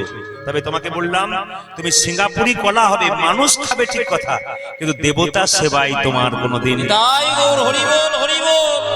জেনে নিন মায়েরা, সিঙ্গাপুরি কলা কেউ যদি খায়, তবে তার অসুরত্ব, জেনে বলুন, অসুরত্ব ভাব জাগে। আর যদি এই কলা খান, তবে আপনার দেবত্ব ভাব জাগবে, যেগুলো দেবতার চরণে দেওয়া হয়। এখন আমি যেখানে ছিলাম, এখন শেঠজি বলছে দুটো কলা গাছ দিয়ে দাও, আমের শখা টাঙ্গিয়ে, এদিকে দিকে আমের শখা টাঙ্গিয়ে দাও। এক কাজ করো বাবা, বলে কি? আমের শখা টাঙ্গিয়ে দাও, চারিদিকে গোবরের জল টল ছড়িয়ে দাও, আজকে কৃষ্ণ আসবে। মায়েরা রাত্রিবেলায় স্বপ্ন দিয়েছে, শেঠজি ধুতি পাঞ্জাবি পরে বসে আছে, প্রচুর খাবার আয়োজন করেছে, ভগবান আসবে। সকাল গড়িয়ে গেল, দুপুর গড়িয়ে গেল, সন্ধ্যা গড়িয়ে গেল, ভগবান এলো না। হঠাৎ যখন সন্ধে চলে গেছে, হঠাৎ রাত্রি নেমে আসবে, একজন লোক ছুটে এসে বলছে, শেঠজি, শেঠজি, ও শেঠজি, এ আমার খিদে পেয়েছে গো, সারাদিন কি আছিস রে? এক কাজ করতে বেরাকে বের কর। আজকে ভগবান আসার কথা, এত এত খাবার আমার নষ্ট হলো, গোবিন্দ এলো না, আরে বেটা কোথা থেকে? ঘাড়ে ধরে বের করে, যখনই ঘাড়ে ধরে বের করে দিল, মা রাত্রিবেলায় শেঠজি স্বপ্ন দিচ্ছে ভগবানকে, প্রভু স্বপ্ন পাচ্ছে, প্রভু এলে না, তুমি ব্রজগোপীর সঙ্গে যেমন ছলনা করো, আমার সঙ্গে সেরকম করলে। কৃষ্ণ বলল, আমি তো গিয়েছিলাম, আমি তো চিনতে পারি নাই, ওই যে আমার খিদে পেয়েছিল, আমি তোর কাছে গিয়েছিলাম, তুই চিনতে পারলি না।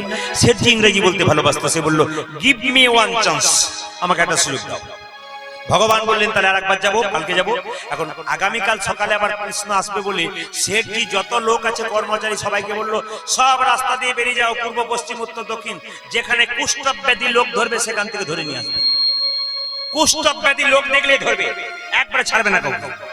এখন শেঠজির কথায় সবাই সকাল থেকে কুষ্ঠব্যাধি লোক ধরতে গেছে, পেলেই তো, সারাদিন খুঁজে এলো, কেউ পেলো না। বলছে শেঠজি পেলাম না। বলছে তাহলে এক কাজ করো, কি করা যায়? মাথায় গালে হাত দিয়ে বসে আছে শেঠজি। হঠাৎ সন্ধ্যাবেলাতে একটা বাচ্চা ছেলে এক বস্তা বই নিয়ে এসে বলছে, শেঠজি, শেঠজি, এটা নামিয়ে দাও, নামিয়ে দাও, নামিয়ে দাও, নামিয়ে দাও। কি যন্ত্রণা! আজকে ভগবান আসার কথা, আর বেটা মাথাতে করে কি নিয়ে এসছে? এক কাজ করো, একে বের করে দাও। বের করে দিল। রাত্রিবেলায় শেঠজি বলছে প্রভু আজও এলে না? বলছে গিয়েছিলাম। কিভাবে গিয়েছিলে? এক বস্তা তোমার কাছে আমি শ্রীমদ্ ভাগবত গীতা নিয়ে গিয়েছিলাম, তুমি চিনতে পারলে না। বলছে তুমি ওইরকম করে এলে কেন? হাতে থাকবে বাঁশি, মাথায় থাকবে চূড়া, পায়ে থাকবে নুপুর। বলছে না না, আমি যখন ভক্তের কাছে যাই আমার মাথায় থাকে না চূড়া, হাতে থাকে না বাঁশি, পায়ে থাকে না নুপুর। আমি যখন ভক্তের কাছে যাই নিতাই গৌর হরি বল বলে সাধারণ বেশি। এই জন্য সবার কাছে বলে দিই, অঘ্রাণ মাসে গীতা উৎসব, যে ভাইয়েরা যারা এসছেন আমাকে গীতা দাও, সবাই আমার দিকে তাকান, সবাই প্রণাম করুন। এই গীতাটাকে দেখে সবাই প্রণাম করুন। শ্রীমদ্ ভাগবত গীতা কি? জোরে বলুন, শ্রীমদ্ ভাগবত গীতা কি? শ্রীমদ্ ভাগবত গীতা কি? যারা আমার কীর্তন শুনছেন, এমন কেউ ব্যক্তি আছেন এখানে যারা পকেটে গীতা এনেছেন? হাত তুলুন তো, কার কার এনেছেন? বাহ, এখানে অনেক ভাইরা এনেছেন। আপনারা কেউ এনেছেন গীতা সঙ্গে করে? ভেরি গুড, সুন্দর। যারা আনতে পারেন নাই তারা যে যেখানে আছেন এবারে কান খুলে শুনে নিন। এই শ্রীমদ্ ভাগবত গীতার পাওয়ারটা শুনে নিন। এই গীতার যে কি পাওয়ার আপনাদের বলে দিই। এই গীতা যার কাছে থাকে স্বয়ং ভগবান তার কাছে আছে। এই গীতাটা কাছে রাখলে আপনার মৃত্যু থেকে আপনি বাঁচবেন, আপনি বিরাট আঘাত থেকে বাঁচবেন যদি গীতা আপনার কাছে থাকে। এই জন্য শ্রীমদ্ ভাগবত গীতা মানে কি? শ্রী মানে ধন, মদ মানে অহংকার, ভাগবত মানে দূরে যাওয়া। মানে আপনি শ্রীমদ্ ভাগবত কাছে থাকলে আপনার ধনের অহংকার দূরে যাবে, গোবিন্দ রূপ ধন লাভ হবে আপনার। এই যে শ্রীমদ্ ভাগবত গীতা রাখবেন। তবে আপনাদের সবাইকে বলে যাই, যে যেখানে দাঁড়িয়ে আছেন বসে আছেন সবার কাছে নিবেদন রইল, বাজারে দোকানে 10 টাকা 5 টাকা 15 টাকা যাই দাম নিক না কেন, আপনার ছেলের জন্য, আপনার মেয়ের জন্য, আপনার স্বামীর জন্য, বাড়ির জন্য এত জিনিস কিনে আনছেন, সবার কাছে নিবেদন রইল অন্তত সবার জন্য একটা করে গীতা দোকান থেকে কিনবেন, সবার কাছে নিবেদন। শুধুমাত্র আমি এই ঝাড়খণ্ডে গান করতে এসেছি বলে নয়, আমি যত জায়গায় যাই সব জায়গাতে ছেলেরা আমাকে প্রণাম করতে গিয়ে দেখায়, বাবা এটাকে রাখতে পেরেছি আপনার জন্য, আমার জন্য নয়, শাস্ত্র বলছে। সবাই শুনে রাখুন, সবাই গীতা রাখবেন। বাচ্চা ছেলে, এই যে বাচ্চা ছেলে স্কুলে যাচ্ছে, গীতাটাকে ব্যাগের ভেতরে ভরে দেবেন। প্রশ্ন করবেন, খাবার দিয়ে দিই ব্যাগের মধ্যে, উল্টো পাল্টা খাবার থাকে কি করব? কিছু দরকার নেই মা, আপনি এক কাজ করবেন, একটা পলিথিনের মধ্যে গার্ডার দিয়ে বেঁধে দিয়ে দেবেন, এক পাশে রেখে দেবেন, ওটার সঙ্গে কোনো ছোঁয়া থাকবে না। দাদা ভাইরা মোটরসাইকেলে যাচ্ছেন, সাইকেলে যাচ্ছেন, সবার কাছে নিবেদন রইল গীতাটাকে রাখবেন। আপনি মোটরসাইকেলের ডিকিতেও রাখতে পারেন, আপনি পকেটে রাখছেন, প্রস্রাব করতে যাচ্ছেন নামিয়ে দিলেন, তারপর আপনি হাতে জল টল নিয়ে আবার আপনি রাখলেন, বাথরুমে গেলেন আবার রাখলেন। কেন বলুন তো? আপনার গীতার জন্য ভয় করছেন তো? আচ্ছা বলুন তো, অনেকে দেখবেন এখানে লকেট নেই, রাধাকৃষ্ণের লকেট নেই, ওতে পায়খানা যায় না, ওতে প্রস্রাব যায় না। এখানে রাধাকৃষ্ণের লকেটটা দিব্যি ঝুলছে না, আপনি পায়খানে প্রস্রাবে যাচ্ছেন না, কোনো ব্যাপার নেই, তুলসীর মালা পড়ছেন, আপনি পায়খানে প্রস্রাবে যাচ্ছেন না। আপনি গীতাকে রাখবেন ভগবান স্বরূপ, আপনি গীতা নিয়ে পায়খানা যাবার দরকার নেই, গীতাটাকে এক পাশে রেখে শুদ্ধ হয়ে তারপর গীতাকে রাখবেন। এদিকে আমি আপনাদের বলে যাই, যে যেখানে বসে আছেন, যেদিন 2000 টাকার নোটটা চেঞ্জ হয়েছিল, যে রাত্রিতে খবর হলো 2000 টাকার নোট চেঞ্জ হয়েছে, সেই রাত্রিতে আমি কলকাতা থেকে গান করে বাড়ি ফিরছিলাম। হঠাৎ একটা বর্ধমান জেলার যোগগ্রাম বলে একটা জায়গা আছে, ওই জায়গাতে এসে আমার ড্রাইভার ঘুমিয়ে গেছে, আমিও ঘুমিয়ে গেছি, কোনোদিন ঘুমাই না, বুঝতে পারিনি। এত জোরে একটা কালভার্টের মধ্যে একটা বড় ওয়ালের মধ্যে ধাক্কা মারলো গাড়িটা, যে একসঙ্গে 4 পাল্টি হলো গাড়িটা। ওপর দিকে চাকা, নিচের দিকে একবারে নিচেটা, গোটা গাড়ি তেপসে গেছে, সবগুলো ভেতরে আমরা আছি। এখন লক্ষ্য করবেন, যখন আমরা মাঝ হাই রোডে অ্যাক্সিডেন্টটা হয়েছে, তখন ওই পাশে 10,000 গাড়ি, এই পাশে 10,000 গাড়ি লাইন দিয়ে দিয়েছে, কারণ কোনো গাড়িতে যেতে পারছে না, এত জোর ভিড় ধাক্কা হয়েছে। এখন পুলিশ অফিসার এসেছেন, তিনি বলছেন কেউ হাত দেবেন না, সবগুলো মারা গেছে, ডেড বডি বের করা হোক, তারপর গাড়িটা সরা হবে, ডেড বডি বের করা হোক। কিন্তু আশ্চর্যের ব্যাপার, যখন কাঁচ ভেঙে বের করছে, তখন এরা এক এক করে সবাই বেরিয়ে গেছে, আমরা দুজন বেরোতে পারিনি, ড্রাইভার আর আমি। ড্রাইভার হঠাৎ বলছে বাঁচাও বাঁচাও বাঁচাও, স্টারিংটা পেটের মধ্যে এখানে চাপা পড়ে গেছে, বাঁচাও বাঁচাও করছে। আমি বুঝতে পারি নাই, ভগবানের কি কৃপা, দুটো সিটের ফাঁকে আমি ঢুকে রয়ে গেছি। আমি যেন অজ্ঞান হয়েছিলাম না কি বুঝতে পারিনি, সিটের ফাঁকে ঢুকে গেছি। আমি কে বলছে বাঁচাও বাঁচাও, দেখছি গাড়ি তো উল্টে বসে আছে, এরা সব বাইরে কান্নাকাটি করছে, তাহলে দাদা বোধহয় মারা গেলেন। হঠাৎ পুলিশ অফিসার বলছে, আমার পাগুলো কিন্তু কাঁচের জানলাটার বাইরের দিকে, কিন্তু ভেতরের দিকে শরীরটা। তখন সবাই বলছে ইনিই মারা গেলেন কেবলমাত্র, বাকি সব বেঁচে আছেন। আমি কিন্তু শুনতে পাচ্ছি সিটের ফাঁকে আমার গোটা বডিটা ঢুকে আছে, সবাই বলছে ইনিই মারা গেলেন, এরা কান্নাকাটি করছে, হয়তো মারা গেলেন। কিন্তু আশ্চর্যের ব্যাপার, পুলিশ অফিসার যে না দরজাটা খুলেছে, আমি সোজা হয়ে বেরিয়ে এলাম। যখন বেরিয়ে এলাম ব্যাগটাকে কাঁধে নিয়ে, তখন আমাকে পুলিশ অফিসার জিজ্ঞেস করলেন, বাঘের মতো চেহারা, অহংকার, কি করে বাঁচলেন আপনি? ব্যাগ থেকে গীতাটাকে বের করে বললাম, এইটার জন্য। আশ্চর্য ব্যাপার, সব লোক চমকে গেল। গাড়িটার কিছু নাই, তেপসে গেছে। আমার বাড়িতে খবর দেওয়া হয়নি, সকালবেলায় আমি অন্যজনকে খবর দিয়েছিলাম, যাতে আমার বাবা, বয়স্ক বাবা আছেন, হঠাৎ স্ট্রোক করে যাবে যদি এরকম অ্যাক্সিডেন্ট শুনতে পাই। আমার জামাই স্কুলের টিচার, এরা তাকে ফোন করেছিল যে এরকম দাদার হয়েছে। উনি বললেন ওনার সঙ্গে দাদা একবার দাও, কথা বলে নি। আমার সঙ্গে উনি কথা বললেন, দেখলেন আমি ঠিক আছে, বললাম আমি কোনো অসুবিধা নেই। বাড়িতে ফোন করা হলো, বাড়িতে যখন এলো যারাই দেখছে তারাই বলছে এটা বিরাট অ্যাক্সিডেন্ট হয়েছে, একটাও বেঁচে নেই। আমরা হসপিটালে এলাম, আশ্চর্য ব্যাপার। আর হসপিটালে যখন এলাম সবাই মিলে চেক করলাম, আমাদের কারো কিছু হয়নি। আমার হয়তো এই জায়গাতে কেটে গিয়েছিল, রক্ত বেরিয়েছিল, এর হয়তো এই জায়গাতে লেগেছে, ওর হয়তো কারো মাথাতে এখানে কপালে একটু রক্ত বেরিয়েছে, কিন্তু কোনো প্রচন্ড ধাক্কা হয়নি। একমাত্র সবার ব্যাগে গীতা ছিল, এখনো গাড়িতে গীতা আছে। যদি আপনারা আমার গাড়িটার দিকে লক্ষ্য করবেন, দেখেন গাড়ির মধ্যেও গীতা আছে। আপনাদের সবাইকে আমি বলবো, একজন পুলিশ অফিসার রিটায়ার করেছেন, তিনি আমাকে ফোন করে বলছেন, প্রদীপ বাবু আমি কীর্তন ভক্ত নই, কিন্তু আমার নাতি নাতনি বিয়ে পড়ে, ওরা বিয়ে ক্লাসে পড়ে, আমাকে বলছে দাদু তুমি রাস্তায় সকালবেলায় যাচ্ছ, বয়স হয়ে গেছে, রিটায়ার করেছো, হাঁটছো, গাড়ি যাচ্ছে, ধাক্কা লাগতে পারে, আয় লোকে গীতাটা রাখো। আমরা রাখো, সবাই বিশ্বাস করি না, সারা জীবন পুলিশ অফিসারে কাজ করেছি। বলে দাদু রাখো না তুমি। বলছে আমি ওই গীতাটাকে রাখলাম। প্রদীপ বাবু আশ্চর্যের ব্যাপার কি জানেন, একটা গাড়ি এসে এত জোরে ধাক্কা মারবে বলে আমি পড়ে গেলাম, কিন্তু এত জোরে ব্রেক মারলো, আমার কিছু হলো না। নিবেদন আপনাদের সামনে, এরকম উদাহরণ আপনাদের কত দেব, বহুজন শুনিয়েছে। তাই সবার কাছে নিবেদন রইল, বাচ্চা স্কুলে যাবে, এখানে যতজন কীর্তন শুনতে এসেছেন সবাই বাচ্চার ব্যাগে একটা করে গীতা দেবেন। যদি বাচ্চার বিরাট বড় ধাক্কা হয় তাহলে বুঝবেন অনেক বড় ধাক্কা হতো, এইটার জন্য বেঁচে গেল। কিন্তু এইটার জন্য বেঁচে যাবেন দাদা ভাইরা, সবাই গীতা রাখবেন। শ্রীমদ্ ভাগবত গীতা কি, জোরে বলুন, শ্রীমদ্ ভাগবত গীতা কি। যখন কেউ দান করে হাতটা উপরে থাকে না নিচে থাকে, জোরে বলবেন কোন দিকে থাকে, একটু বসুন তারপর বলি। যারা বসতে দিন যা দেখে, আচ্ছা দান যারা করে হাতটা উপর দিকে থাকে নিচে দিকে থাকে, জোরে বলুন। হাত উপর দিকে থাকে, আর যে নেয় তার হাত কোন দিকে থাকে, নিচের দিকে থাকে। আচ্ছা দয়াকার দন্তন দান মানে কি, দেওয়া, আর দয়াকার মধ্যনা দান মানে কি, পুণ্য। এইদিকে আপনি আপনাকে নিজেকে দিয়ে দান দেবেন না, আপনার বাড়ির বাচ্চাদেরকে দিয়ে দান দেবেন। কাকে দেবেন, বাড়ির বাচ্চাকে দান দেওয়া করাবেন। কেন বলুন তো, আপনি তো দান দিয়েছেনই, বাড়ির বাচ্চাকে যদি দেওয়াতে শেখাবেন, আপনার যখন বয়স হবে তখন আপনাকেও দেবে।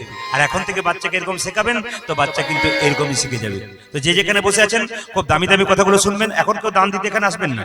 বারবার বলবো, কীর্তন চলাকালীন কাউকে এখানে আসার দরকার নেই। আমি বারবার বলেছি কীর্তন কমিটির কাছে দেবেন, আমাকে দেবার দরকার নেই। ওই টাকাটা ওখানে দেবেন, এখন নয়, শেষে। হরে কৃষ্ণ। একবার জোরে বলুন তো, রাধা রানী কি, শ্যাম সুন্দর কি, মদন মোহন কি।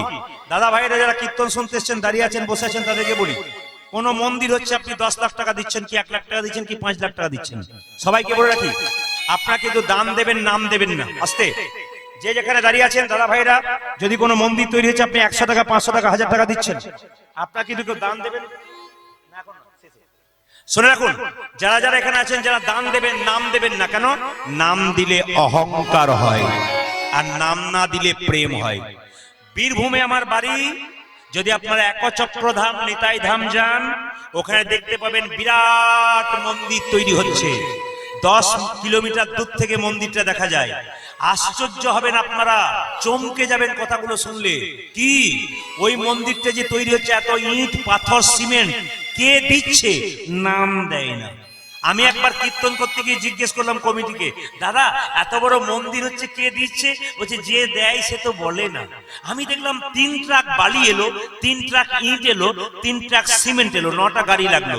আমি চালাকি করে একজন ড্রাইভারকে বললাম, ভাই এই যে 3 ট্রাক পাথর ইট সিমেন্ট দিয়েছে, এগুলো কে দিয়েছে? তখন ড্রাইভারটা নেমে বলছে, দাদা কিছু মনে করবেন না, বাবু বলেছে দিবি, নাম বলবি না, চুপচাপ নামিয়ে দিবি, চলে আসবি।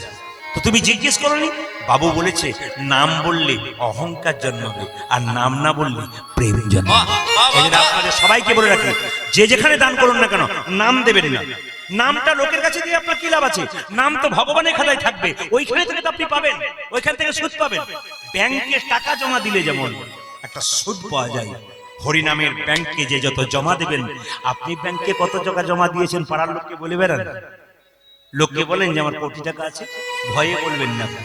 তো ভগবানকে দেবেন আপনি, বলবেন কেন? জমা তো ওইখানে থাকবে, আপনি তো গোপনে পেয়ে যাবেন, আপনাকে কাউকে চাইতে হবে না, আপনি পেয়ে যাবেন। ওই জন্য ভগবানের নামে দান করতে হয়, নাম দিতে হয়। তবে বলে রাখি, যে যেখানে আছেন, মেয়ের বিয়ে দেবেন, ছেলের বিয়ে দেবেন, যাকে তাকে নিমন্ত্রণ করবেন না। কার্ডের মধ্যে কি লেখেন? শুভ বিবাহ।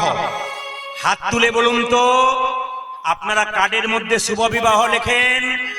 সত্যি কি বিবাহটা শুভ?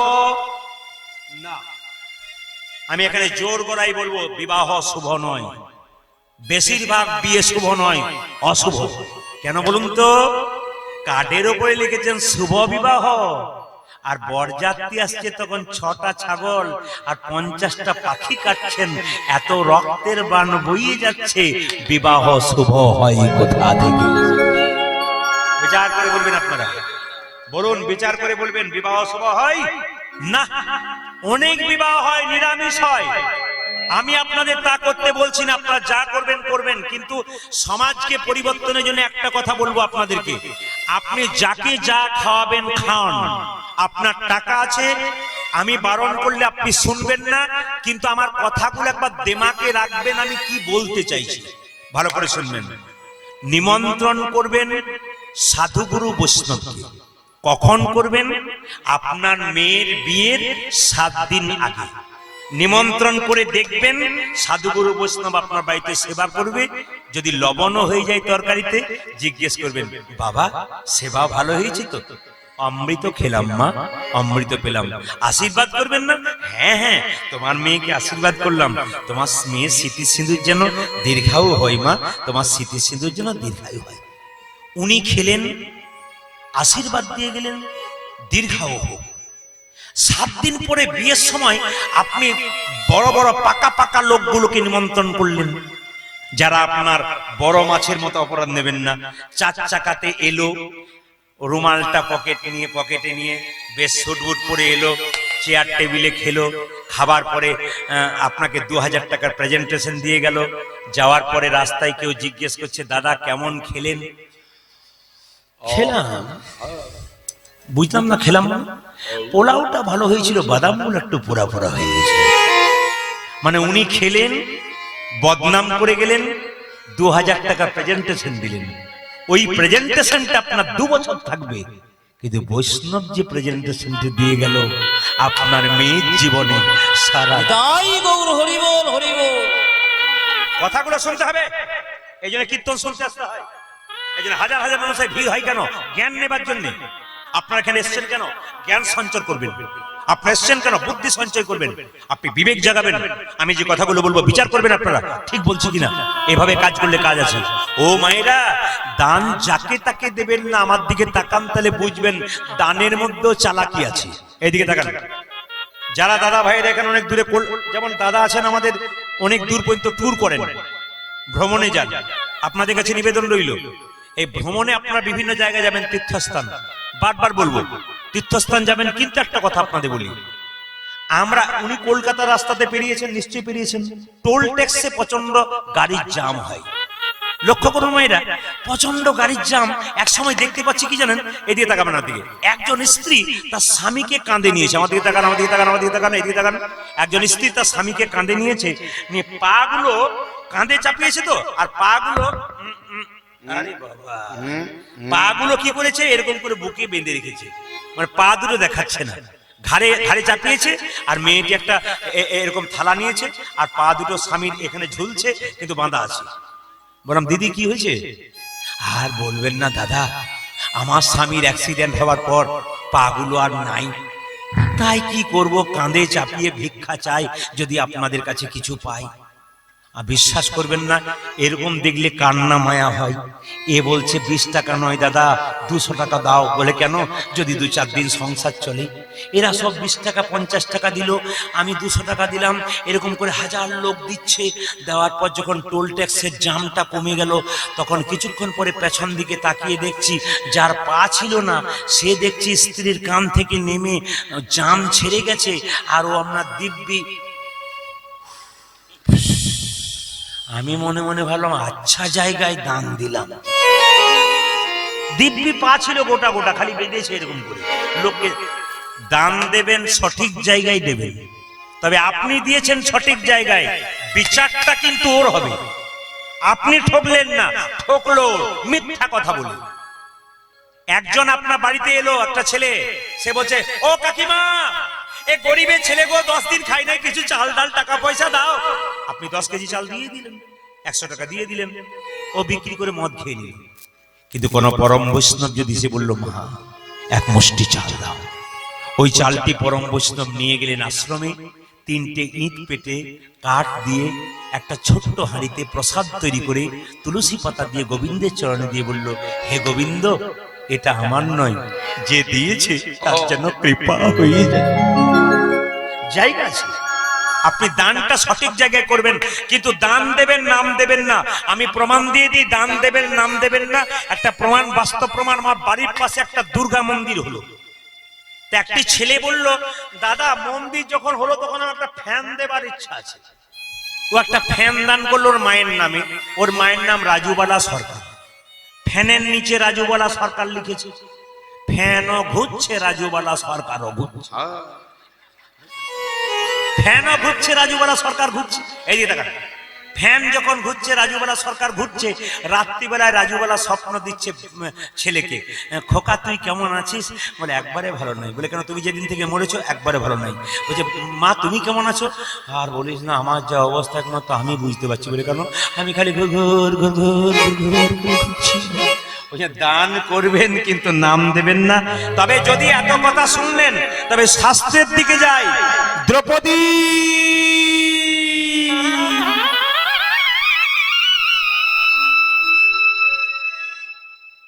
কৃষ্ণের একটা পিসির ছেলের নাম ছিল শিশুপাল। যারা এখানে কীর্তন শুনছেন, তত্ত্ব শুনছেন, শুনুন। কৃষ্ণের একটা পিসির ছেলের নাম ছিল শিশুপাল। ওই শিশুপালের যখন জন্ম হয়েছিল মা, 3টে চোখ 4টা হাত হয়েছিল। আপনাদের এলাকার কোনো মেয়ে যদি 3টে চোখ 4টা হাত ওরা ছেলে জন্ম দেয়, সে কি ভাববে রাক্ষস হয়েছে? শিশুপালের মা অন্ধকার রাত্রিতে 3টে চোখ 4টা হাত হয়েছে ছেলেটার বলে অন্ধকারে জঙ্গলে ফেলতে গেছে। আকাশবাণী হলো, মা তোমার ছেলেকে ফিরিয়ে নিয়ে যাও, তোমার ছেলেকে ফিরিয়ে নিয়ে যাও। কতজন তোমার ছেলেকে দেখতে আসবে?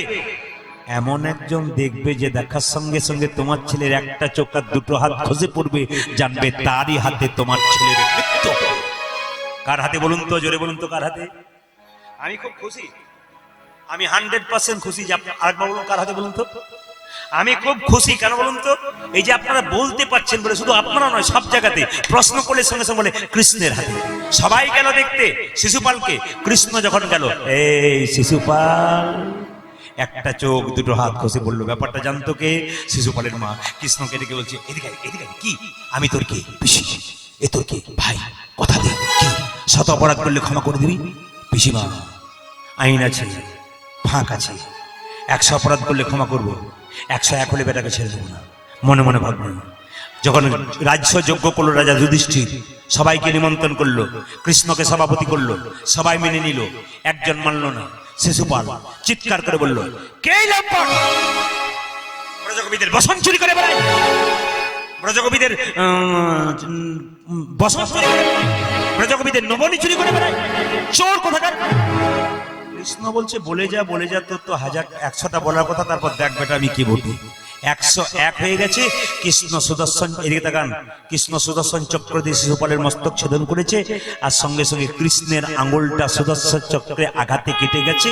সামনে দ্রৌপদী দাঁড়িয়েছিল, নিজের কাপড়টা টুকরো করে কেটে কৃষ্ণের আঙুলে বেঁধে দিল। কৃষ্ণ বলল, দ্রৌপদী, এই যে তুমি এইটুকু কাপড় আমায় বেঁধে দিলে, এই কাপড় তুমি একদিন অনেক করে পাবে।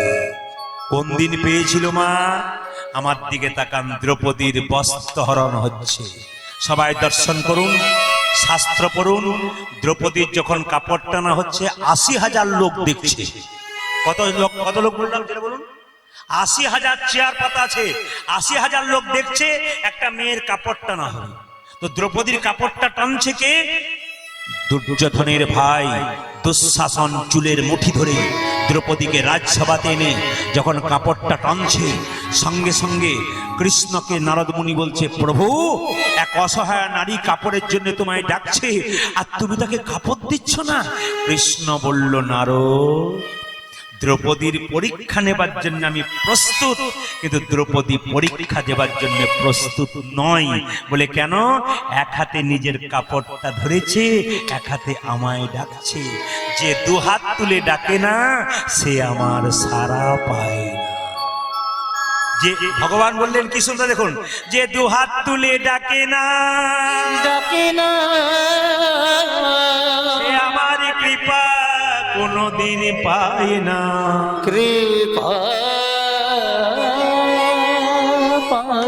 এই জন্য মায়েরা যখনই মন্দিরে যাবেন এরকম প্রণাম করবার আগে এইরকম করবে। কেন? ভগবানের কাছে হাত তুলতে হয়, সারেন্ডার হতে হয়। এত সংসারে অজান্তে পাপ করে ফেলছি, সব পাপ থেকে মুক্তি হয়ে যায় যদি হরি নামের আসরে, ভগবানের আসরে হাতটা তোলা হয়।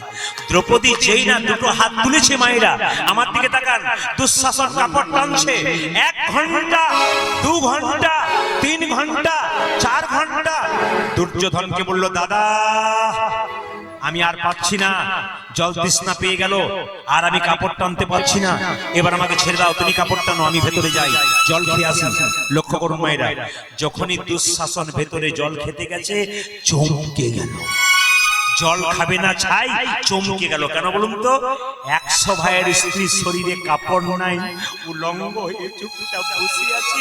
দুঃশাসনের স্ত্রীকে দেখে দুঃশাসন বলছে, তোমাদের অবস্থা কি করলো? তার স্ত্রী বলল, তোমার আর তোমার দাদার জন্য হলো। বলে কেন?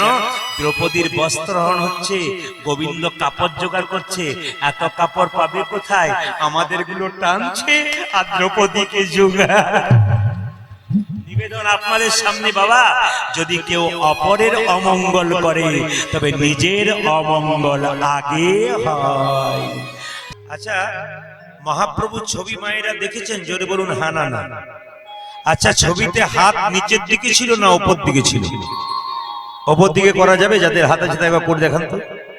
আচ্ছা বেশ, এবার নামান। মহাপ্রভু এরকম করে হাতটা তুলে আছে, তো একজন ভক্ত জিজ্ঞেস করছে, ঠাকুর তুমি যে হাতটা এরকম তুলে আছো, তোমার হাতে ব্যথা হয় না? বলে ব্যথা আবার হয় না? বলে তাহলে নামাও। বলে কি করে নামাবো? তোরা তুলছিস না তাই নামাচ্ছি না। একজন ভক্ত বলল, এই দেখো প্রভু তুলে দিলাম, এইবার নামাও। বলছে তোরা তো তুললি, তোদের পেছনে যারা, আপনাদের বলি নেই কিন্তু, বলছে তোদের পেছনে যারা আছে তারা তো তুলবে না। ভক্ত বলল, বুঝতে পারলাম না। বলছে তোদের পরের জন্মে যারা জন্ম নেবে তারা তো হাত তুলবে না। আমার হাত যদি তোলা না থাকে, পরের জন্মে যারা জন্ম নেবে তারা হাত তুলবে না, তাই আমি জন্ম জন্মান্তর ধরে হাত তুলি। তাহলে যারা ইতিপূর্বে, হ্যাঁ যারা ইতিপূর্বে পৃথিবীতে এসেছে তাদের জন্য হাত তুলেছে, যারা আসবে তাদের জন্য তুলেছে, যারা আছে তাদের জন্য তুলেছে। হাত আমরা তুলি। ও দাদা, এই যে বড় গোবিন্দপুরে কীর্তন হবে, টোটো দাদা অটো দাদা একটু যাবে, হাত তুলি তখন। কিংবা কখন হাত তুলি? যখন কেউ জলে ডুবে যায়, উঠতে পারে না, কিছু বলতে পারে না, হাতগুলো এরকম তোলে, যদি কেউ দেখতে পায় বাঁচাতে পারে। আর হাত তুলি কখন? যখন দেখবেন হাতের মধ্যে আমরা বোঝা নি, তখন হাত তুলি। তাহলে আমার প্রশ্ন আপনাদের কাছে, মহাপ্রভু কি টোটো অটো ধরতে গিয়েছিল? না। মহাপ্রভু কি তাহলে জলে ডুবে গিয়েছিল? জোরে বলুন হ্যাঁ না না না। তাহলে মহাপ্রভুর হাতে কি কোনো বোঝা ছিল? না। কিন্তু আপনারা না না করছেন, আমি বলবো হ্যাঁ মহাপ্রভুর হাতে বোঝা ছিল। বলে প্রদীপ বাবু এ তো ডাহা মিথ্যা কথা। বলে কেন? এই মহাপ্রভুর ছবি দেখেছি, হাতে তো কোনো বোঝা দেখা যায় না। বলে কি করে দেখবেন? যে দুটো চোখ পেয়েছেন ওটা ডান চোখ আর বাম চোখ, আর একটা চোখ আপনার আছে ওটা ফোটে নাই, ওটার নাম জ্ঞান চোখ। ওটা কার কাছ থেকে পাওয়া যায়? গুরু কৃপার বস্তু সাধন ভজন করে জ্ঞান চক্ষু পাওয়া যায়। এই জ্ঞান চক্ষু উদয় হলে বুঝতে পারবেন। একটা বাস্তব প্রমাণ আপনাদের দিয়ে দিই। আপনাদের বড় গোবিন্দপুরে কীর্তন হচ্ছে, মেয়ে বাবাকে ফোন করে বলছে, বাবা কীর্তন হবে এসো। মেয়ের জন্য বাবা এলো বাড়িতে, মেয়ে যা যা খেতে পছন্দ করে সবকিছু আনলো, কিন্তু একটা জিনিস মেয়ের জন্য বাবা আনলো, ওটা কিন্তু কেউ দেখতে পায় না, অনুভব করতে হয়। কি বলুন তো? প্রেম আর ভালোবাসা। মহাপ্রভু হাতটা তুলে জগৎ জীবের জন্য কি এনেছে? প্রেম আর ভালোবাসা। ওটা অনুভব করতে হয়। কারা মহাপ্রভুর ভাব বুঝতে পারে? 1 লরি বালি, 1 ট্রাক বালিতে যদি 1 হাত চিনি ছুঁড়ে দেওয়া যায়, আর চিনি আর বালি যদি একসঙ্গে মিশিয়ে দেওয়া যায়, চিনি কি কেউ পারে? চিনিতে 1 ট্রাক বালিতে? বলবেন কেউ পারে না। একজন পারে, পিপিলিকা পারে চিনিকে চিনিতে 1 ট্রাক বালিতে। পিপিলিকার মতো গৌর ভক্ত যারা, একমাত্র নেতাই গৌর হরি বল বলে। হরি বল, হরি বল। একজন রাজা তিনি জানিয়েছেন, যদি আমার প্রশ্নের উত্তর কেউ দিতে পারে জামশেদপুর এলাকাতে বা টাটা এলাকাতে, আমি তাকে রাজত্ব ছেড়ে দিয়ে বৃন্দাবনে চলে যাব। একজন রাজা ঘোষণা করেছে, যদি কেউ আমার একটা প্রশ্নের উত্তর দিতে পারে তাহলে আমি তাকে রাজত্ব ছেড়ে দিয়ে আমি বৃন্দাবনে চলে যাব, রাজা হয়ে যাবে। প্রশ্নটা বলবো না বাদ দিয়ে দেবো? বলেই দেখি, অনেকে রাজা হওয়ার স্বাদ আছে, দেখি বলে দেখি। না না, এই দিকে তাকান, প্রশ্নটা হচ্ছে এইদিকে তাকান। প্রশ্নটা টোনটা কিন্তু আজকে পাচ্ছি না, টোনটা কম পাচ্ছি, बहुत कम लगता है टोन, बढ़ा दीजिए।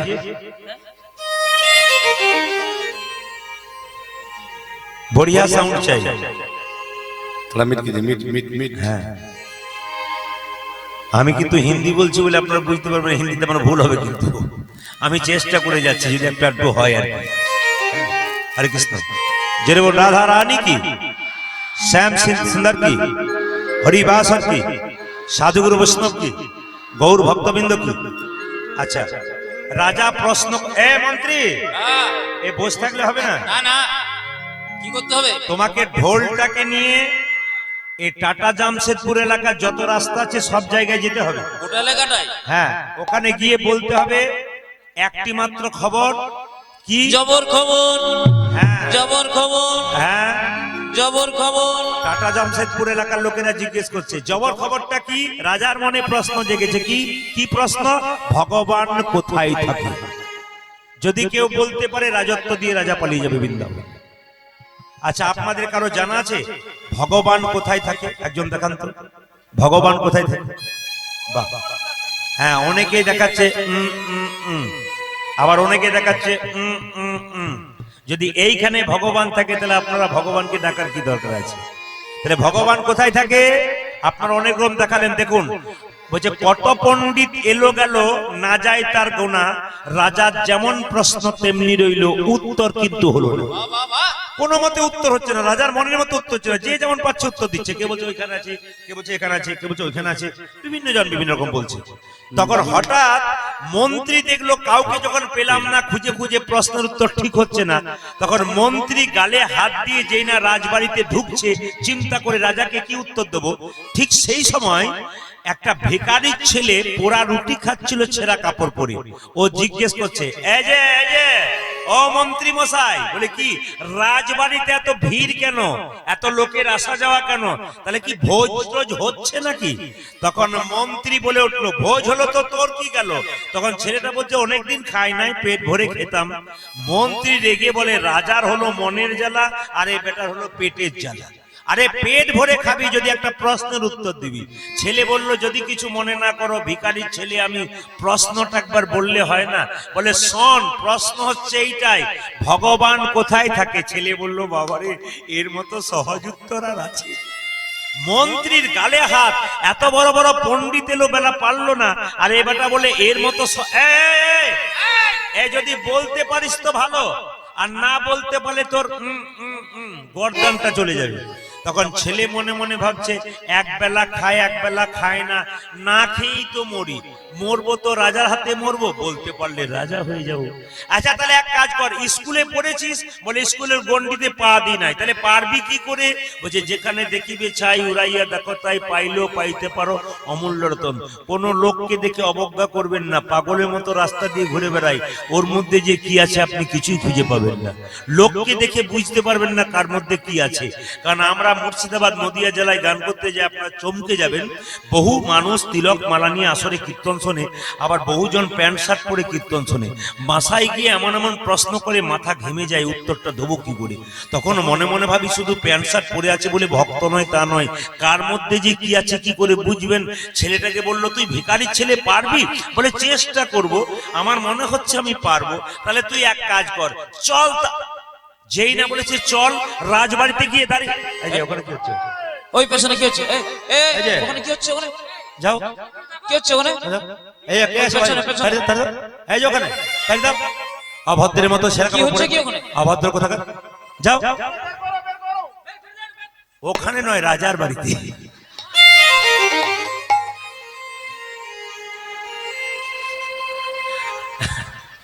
না না, রাজবাড়িতে, রাজবাড়িতে ওই ছেঁড়া কাপড় পরে দাঁড়িয়ে আছে। রাজা বলছে কে আছিস? একজন তো মনে মনে ভাবছে, তাহলে আমাকে বলছো তো মাথা নিচু করে দিয়েছি। এইদিকে তাকান, এখন লক্ষ্য করুন, এ কে আছিস, বের কর বেটাকে, বের কর। ছেলে বলল, রাজা মশাই আমাকে বের করতে বলছেন কেন? এই রাজবাড়িতে আসতে গেলে ভালো পোশাক পরতে হয়, তুই যে নোংরা কাপড় পরেছিস, অভদ্র কোথাকার। বলছে যদি আপনার বাড়িতে কেউ ডাকাতি করে মস্তানি করে আপনার দরজায় আসে, জামা কাপড় নতুন পরে সে ভদ্রলোক হয়ে যায়? রাজা বলল, মন্ত্রী আচ্ছা ছেলে ধরে এনেছো, এর মুখে ঝাল আছে পেটে মাল আছে, এ কিছু বলতে পারবে। তুই কে রে? আমি দিন ভিখারি। আমি দিন ভিখারি। ভিখারি? হ্যাঁ, একবেলা খাই একবেলা পাই না, তাই নাকি? আমি দিন ভিখারি। আমি দিন ভিখারি। অত চিন্তা করছিস কেন? ভিখারি হয়েছিস তুই, কি হবে? উত্তর দিতে পারলে রাজা হবি, তুই জানিস? তুই এসেছিস কেন উত্তর দেবার জন্য? তুই রাজা হয়ে যাবি উত্তর দিতে পারলে, না হলে তোর গলা কাটবো কিন্তু। ছেলে বলল, প্রশ্নটা একবার বলুন। রাজা বলল, তুই তো শুনে এসেছিস, প্রশ্ন হলো ভগবান কোথায় থাকে। ছেলে বলল, আচ্ছা ভগবান কোথায় থাকে ওটা বলবো, তবে একটু দেরি আছে। কেন? অনেক দূর হেঁটে এলাম তো, গলা শুকিয়ে গেছে। আচ্ছা রাজামশাই একটু শরবত হবে? শরবত? কে আছিস রে, একটু শরবত, এক লেবু দিয়ে দিবি, শরবত দে। যে না শরবতের গ্লাসটা হাতে দিয়েছে রাজামশাই, ছেলে জিজ্ঞেস করছে, রাজা বাবু এটা শরবত? হ্যাঁ। যদি এটা শরবত তাহলে চিনি কই? মায়েরা শরবত তৈরি করার পর চিনি দেখতে পান? কেমন পেঁচালো ছেলের পাল্লায় পড়েছে দেখুন। ও বলছে এটা যদি শরবত তাহলে চিনি কই? ছেলে বলছে, আমি যদি ডালে ডালে যাই বেটা, আবার আমার পাতায় পাতায় যাই, এ তো আমার উপরে যাচ্ছে। বলে কি, জলের মধ্যে চিনি আছে, খালি চোখে দেখা যায় না, চুমুক দিলে বোঝা যায়। ছেলে বলছে, রাজামশাই এই গ্লাসটার মধ্যে আপনার প্রশ্নের উত্তর আছে, ভগবান কোথায় থাকে। বলে কিরকম? বলছে জলের মধ্যে চিনি আছে, খালি চোখে দেখা যায় না, চুমুক দিলে বোঝা যায়। বিশ্ব ব্রহ্মাণ্ডের মধ্যে ভগবান কৃষ্ণ চিনির মতো মিশে আছে, যে ভক্ত ভক্তি চুমুক দেয় একমাত্র ভগবানকে নিতাই গৌর হরি বল বলে সেই। কি শিখলেন? কি শিখলেন আপনারা? ভক্তি যার কৃষ্ণ তার সর্বশাস্ত্রে কয়, ভক্তি না থাকলে কৃষ্ণ দেখলেই কি বা হয়। আসুন যারা যারা কীর্তন শুনতে এসেছেন, সুন্দর সুন্দর বাণীগুলো শুনে যাবেন, জীবনকে কাজে লাগাবেন। দীক্ষা কারা কারা নিয়েছেন হাত তুলুন, যারা গুরু মন্ত্র নিয়েছেন। সত্য তুলবেন, যারা নেননি তারা তুলবেন। আমি বুঝতে পেরেছি আপনারা সবাই নিয়েছেন। গুরু কৃপা ছাড়া কৃষ্ণ কথা শোনা সম্ভব নয়। যার গুরু কৃপা এখনো হয় নাই, তার হরি কৃপা হয় নাই। যে গুরু মন্ত্র নেয় নাই, যতই থালা থালা আপেল কলা মন্দিরে নিয়ে যাক, ভগবান একটা গ্রহণ করবে না। কেন? দেহ শুদ্ধ হয় নাই, ইনি গুরু কৃপা পাবে। তবে একটা কথা বলবো, গুরু করবেন বেছে বেছে, যাকে তাকে গুরু নয়। বারবার বলে যাব সবাইকে, একবারে কান খুলে শুনবেন, এ আমার কথা নয়, রামকৃষ্ণ পরমহংস দেবের কথা। গুরু করবে বেছে বেছে, যাকে তাকে নয়। এইরকম গুরু যেন আপনার জীবনে না হয়। আমি একজন গুরুর কথা বলি। একজন গুরু শিষ্যকে বলছে, তোকে মন্ত্র দিলাম, কিন্তু তোর হাতে আমি জল খাবো না। কেন? তোর এখনো সেরকম তুই তৈরি হতে পারিস না। বলুন তো বাবা, যখনই গুরু শিষ্যকে মন্ত্র দেয়, তখন তো বাপ বেটার সম্পর্ক হয় না। কি বলছে? গুরু তার ছেলের হাতে জল খায় না, তাহলে গুরু যদি শিষ্যকে মন্ত্র দেয় বা শিষ্যাকে দেয়, সে মেয়ে বা ছেলে হয়ে যায়। বলছে তোর হাতে জল খাবো না, তোর হাতে খাবার খাবো না। তখন শিষ্য জিজ্ঞেস করছে, আচ্ছা গুরুজি আমার হাতে খাবেন না কেন? তোর এখন আচার বিচার পরিষ্কার পরিচ্ছন্নতা হয় নাই, অনেকদিন গুরু মন্ত্র ভজনা কর, তারপর যখন আচার বিচার হবে তখন তোর হাতে খাবো। বলছে তাহলে দোকান থেকে মিনারেলস ওয়াটার এনে দিলে ভালো হয় না? বলছে অসুবিধা নাই। আচ্ছা বলুন তো বাবা, যে গুরু বললো দোকান থেকে মিনারেলস ওয়াটারটা এনে দে, যে ভদ্রলোক মিনারেলস ওয়াটারটা ভরেছে, বোতলে জলটা ভরেছে, উনি যে পায়খানা কাপড়ে ভরেন নাই, আপনি কি করে জানেন? বিচার করে বলুন, এগুলো বিচার করবেন। যে জলটা ভরেছে ও যে কোন জাতের মানুষ, আপনি কি করে জানলেন? যে জলটা ভরেছে সে হাতের নখ কেটেছে না, এঁঠো মুখে দাঁত কাটতে কাটতে জল ভরে দিয়েছে, আপনি কি করে জানলেন? আবার বলছে তোর হাতে খাবো না। শিষ্য বলছে তাহলে গ্যাস সিলিন্ডার এনে দি। বলছে গ্যাস সিলিন্ডার এনে দে, অসুবিধা নাই। গতকালকে আজকে যে গ্যাস সিলিন্ডারটা আনলো, গতকাল যেতে মাংস রান্না হয়নি, আপনি কি করে জানবেন? গুরুজি তাহলে খাবেন কি করে? তখন গুরুজি বলছে জল দিয়ে ধুয়ে দে, সব ক্লিয়ার।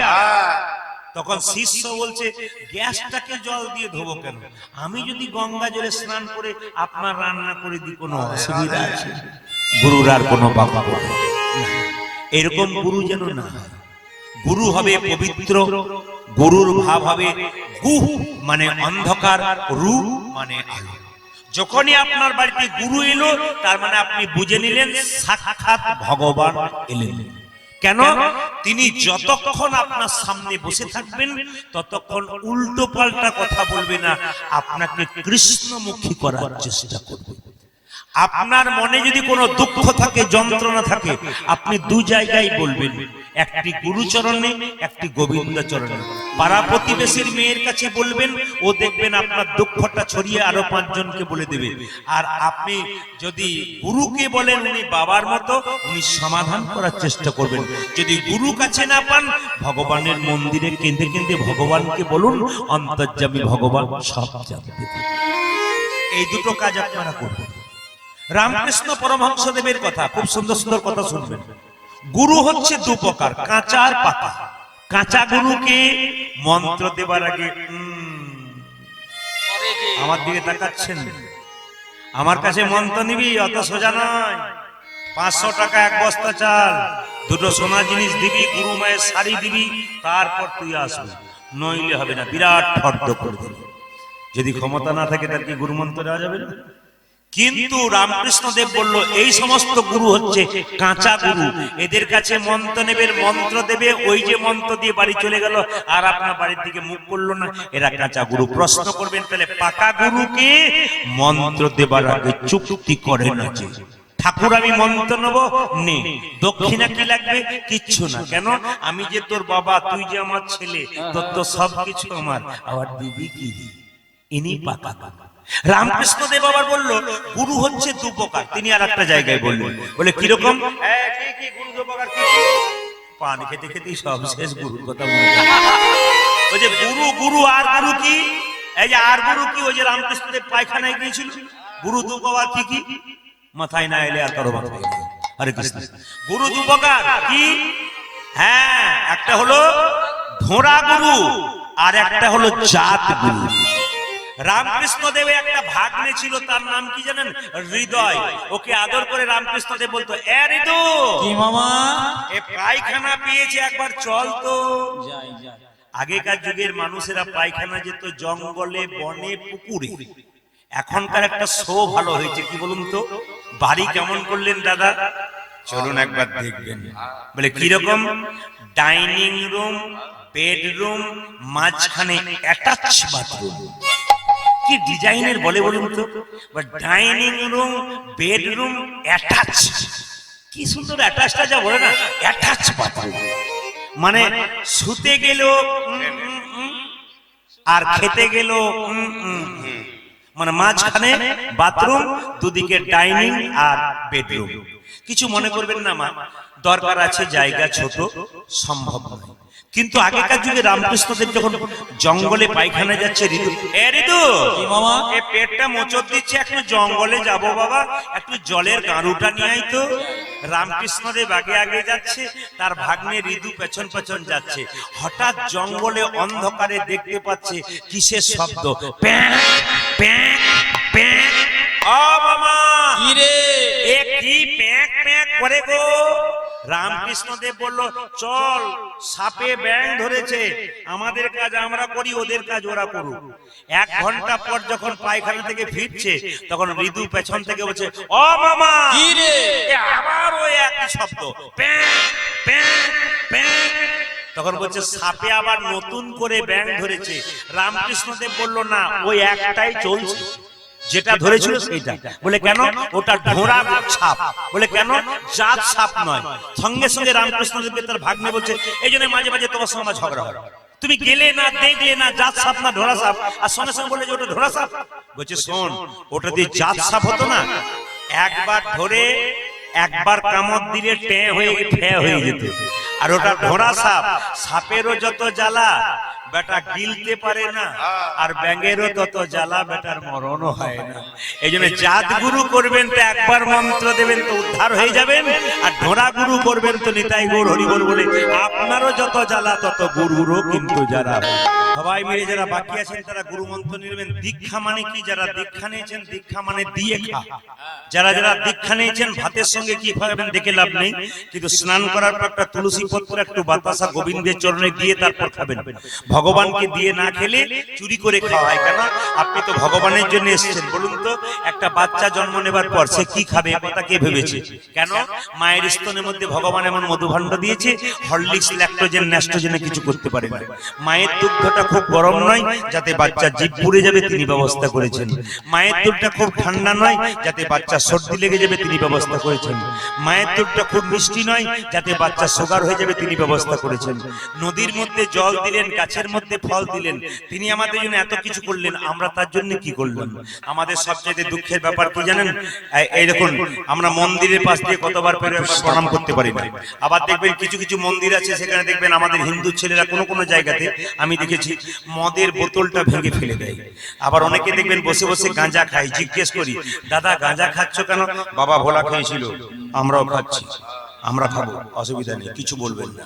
তখন মনে মনে ভাবলাম, বাবা তো গাঁজা খেয়েছিল, তো বাবা বিষ খেয়েছিল, তোরাও বিষ খাবার বেলাতে নাই আর গাঁজা খাবার বেলাতে আছে। একটা কথা বলি মায়েরা, আপনার মাথায় কাপড়টা নিয়েছেন, আজকালকার বইয়ের কথা বলবো না, খারাপ হবে। কেন বলুন তো? গিন্নির দোষে সংসার নষ্ট, আর রাজার দোষে রাজ্য নষ্ট। গিন্নির দোষে কি হয়? সংসার নষ্ট হয়। গিন্নি আস্তে আস্তে অনেক মায়েরা বলছে খালি গিন্নি দিকেই পেলেন, ওনাদিকে পেলেন না।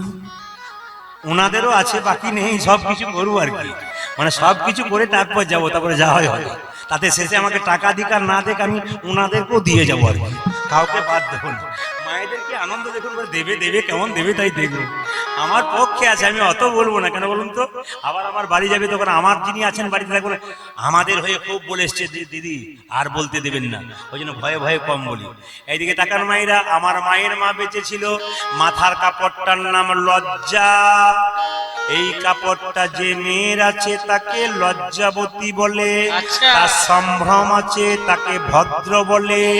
এই মেয়েটাকে সভ্যতা বলা হয়, সভ্য মেয়ে বলা হয়। এই সভ্যতাটা পাড়াগ্রামে আছে, আর শহরে সভ্যতা হয়ে গেছে, আর সভ্য নাই সভ্যতা হয়ে গেছে।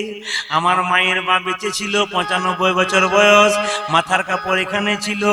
আমার কাকিমা বেঁচে আছে, আমার মা বেঁচে আছেন 75 বছর বয়স, আমার মা এখন এখানে রেখেছে, ওনারা দেখে এসেছেন।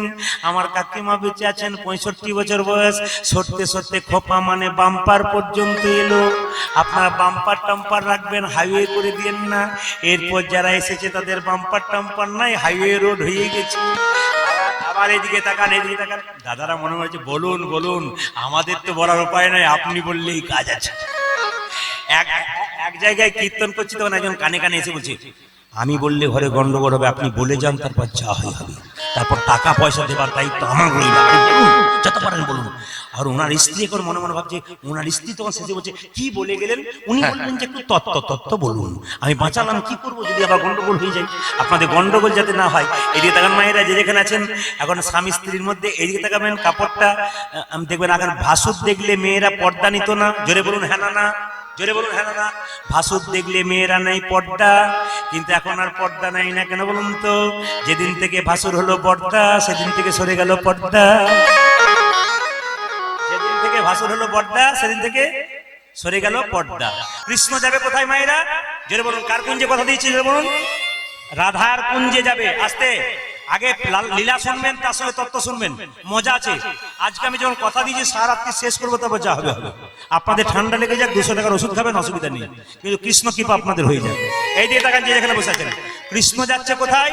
রাধার কুঞ্জে। কিন্তু চন্দ্রাবলী রাধারানীর কাকার মেয়ে, চন্দ্রাবলী হচ্ছে চন্দ্রভানুর মেয়ে, সেও দেখতে সুন্দরী, রাধাও দেখতে সুন্দরী। চন্দ্রাবলীর মনে রাখ, ও রাধাকে ভালোবাসে, আমায় কেন ভালোবাসে না, একদিন পেলে দেখাবো মজা। এখন চন্দ্রাবলীর কুঞ্জ হয়ে পেরিয়ে যাচ্ছে। চন্দ্রাবলীর দাসীর নাম হচ্ছে পদ্মা। সে বলছে এক কাজ কর, এই পথ দিয়ে কৃষ্ণ যাবে, তুই লম্বা হয়ে শুয়ে পড়, যখন পা ফেলতে ফেলতে যাবে বুকের মধ্যে পা পড়বে, তুই জড়িয়ে ধরবি, কুঞ্জে ঢুকিয়ে দিবি, রাধার কাছে যেতে দিবি না, ঝগড়া বেঁধে যাবে, তোর কৃষ্ণ তোর হবে, রাধা হারাবে কৃষ্ণ। লক্ষ্য করুন মায়েরা, চলে যাচ্ছে কে? কৃষ্ণ। কোথায় যাচ্ছে? একবার রাধার কাছে। আর চন্দ্রাবলী কোথায়? রাস্তায় শুয়ে আছে। দাসী পদ্মা বলছে দেখ, কে যাই কে যাই গো, নূপুর বাজাইয়ে চলে যাই গো। ও কে যাই গো, নপুর বাজাই চলে যাই গো।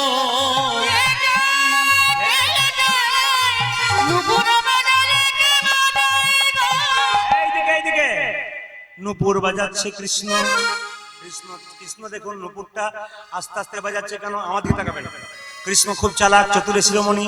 চন্দ্রাবলীর কুঞ্জ পেরিয়ে যেতে হবে রাধার কাছে, চলে যাচ্ছে, আস্তে আস্তে বাজছে, কিন্তু নূপুর বাজা থাকছে না। তোমার সঙ্গে সঙ্গে দাসী পদ্মা বলছে কে যাচ্ছে দেখ। নূপুর পড়ে যখন কৃষ্ণ চলে যাচ্ছে, নূপুরকে বলছে নূপুর, এই যে বেজনা নূপুর, বেজোড়া নপুর, বেজনা নূপুর। বেজনা নপুর। আপনারা এখানে যে যেখানে আছেন আমার দিকে তাকাবেন, সুন্দর করে বর্ণনা করবেন। কৃষ্ণ চালাক না ভক্ত চালাক? জোরে বলুন। ভক্ত চালাক না ভগবান চালাক? বলছে দুটো যদি বলে দিই গন্ডগোল হবে।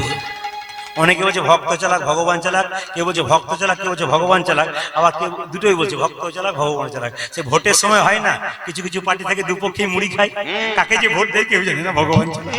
এই জন্য দুটোই বলছে আর কি। এদিকে তাকান মায়েরা, নূপুর যাচ্ছে, আমাদের তাকান নূপুরটা বাজছে কৃষ্ণ। নূপুরকে বলছে নূপুর বাজবি না, সামনে চন্দ্রাবলী, চুপচাপ পেরিয়ে যায়, তারপর তুই বাজিস, যা হবে হবে।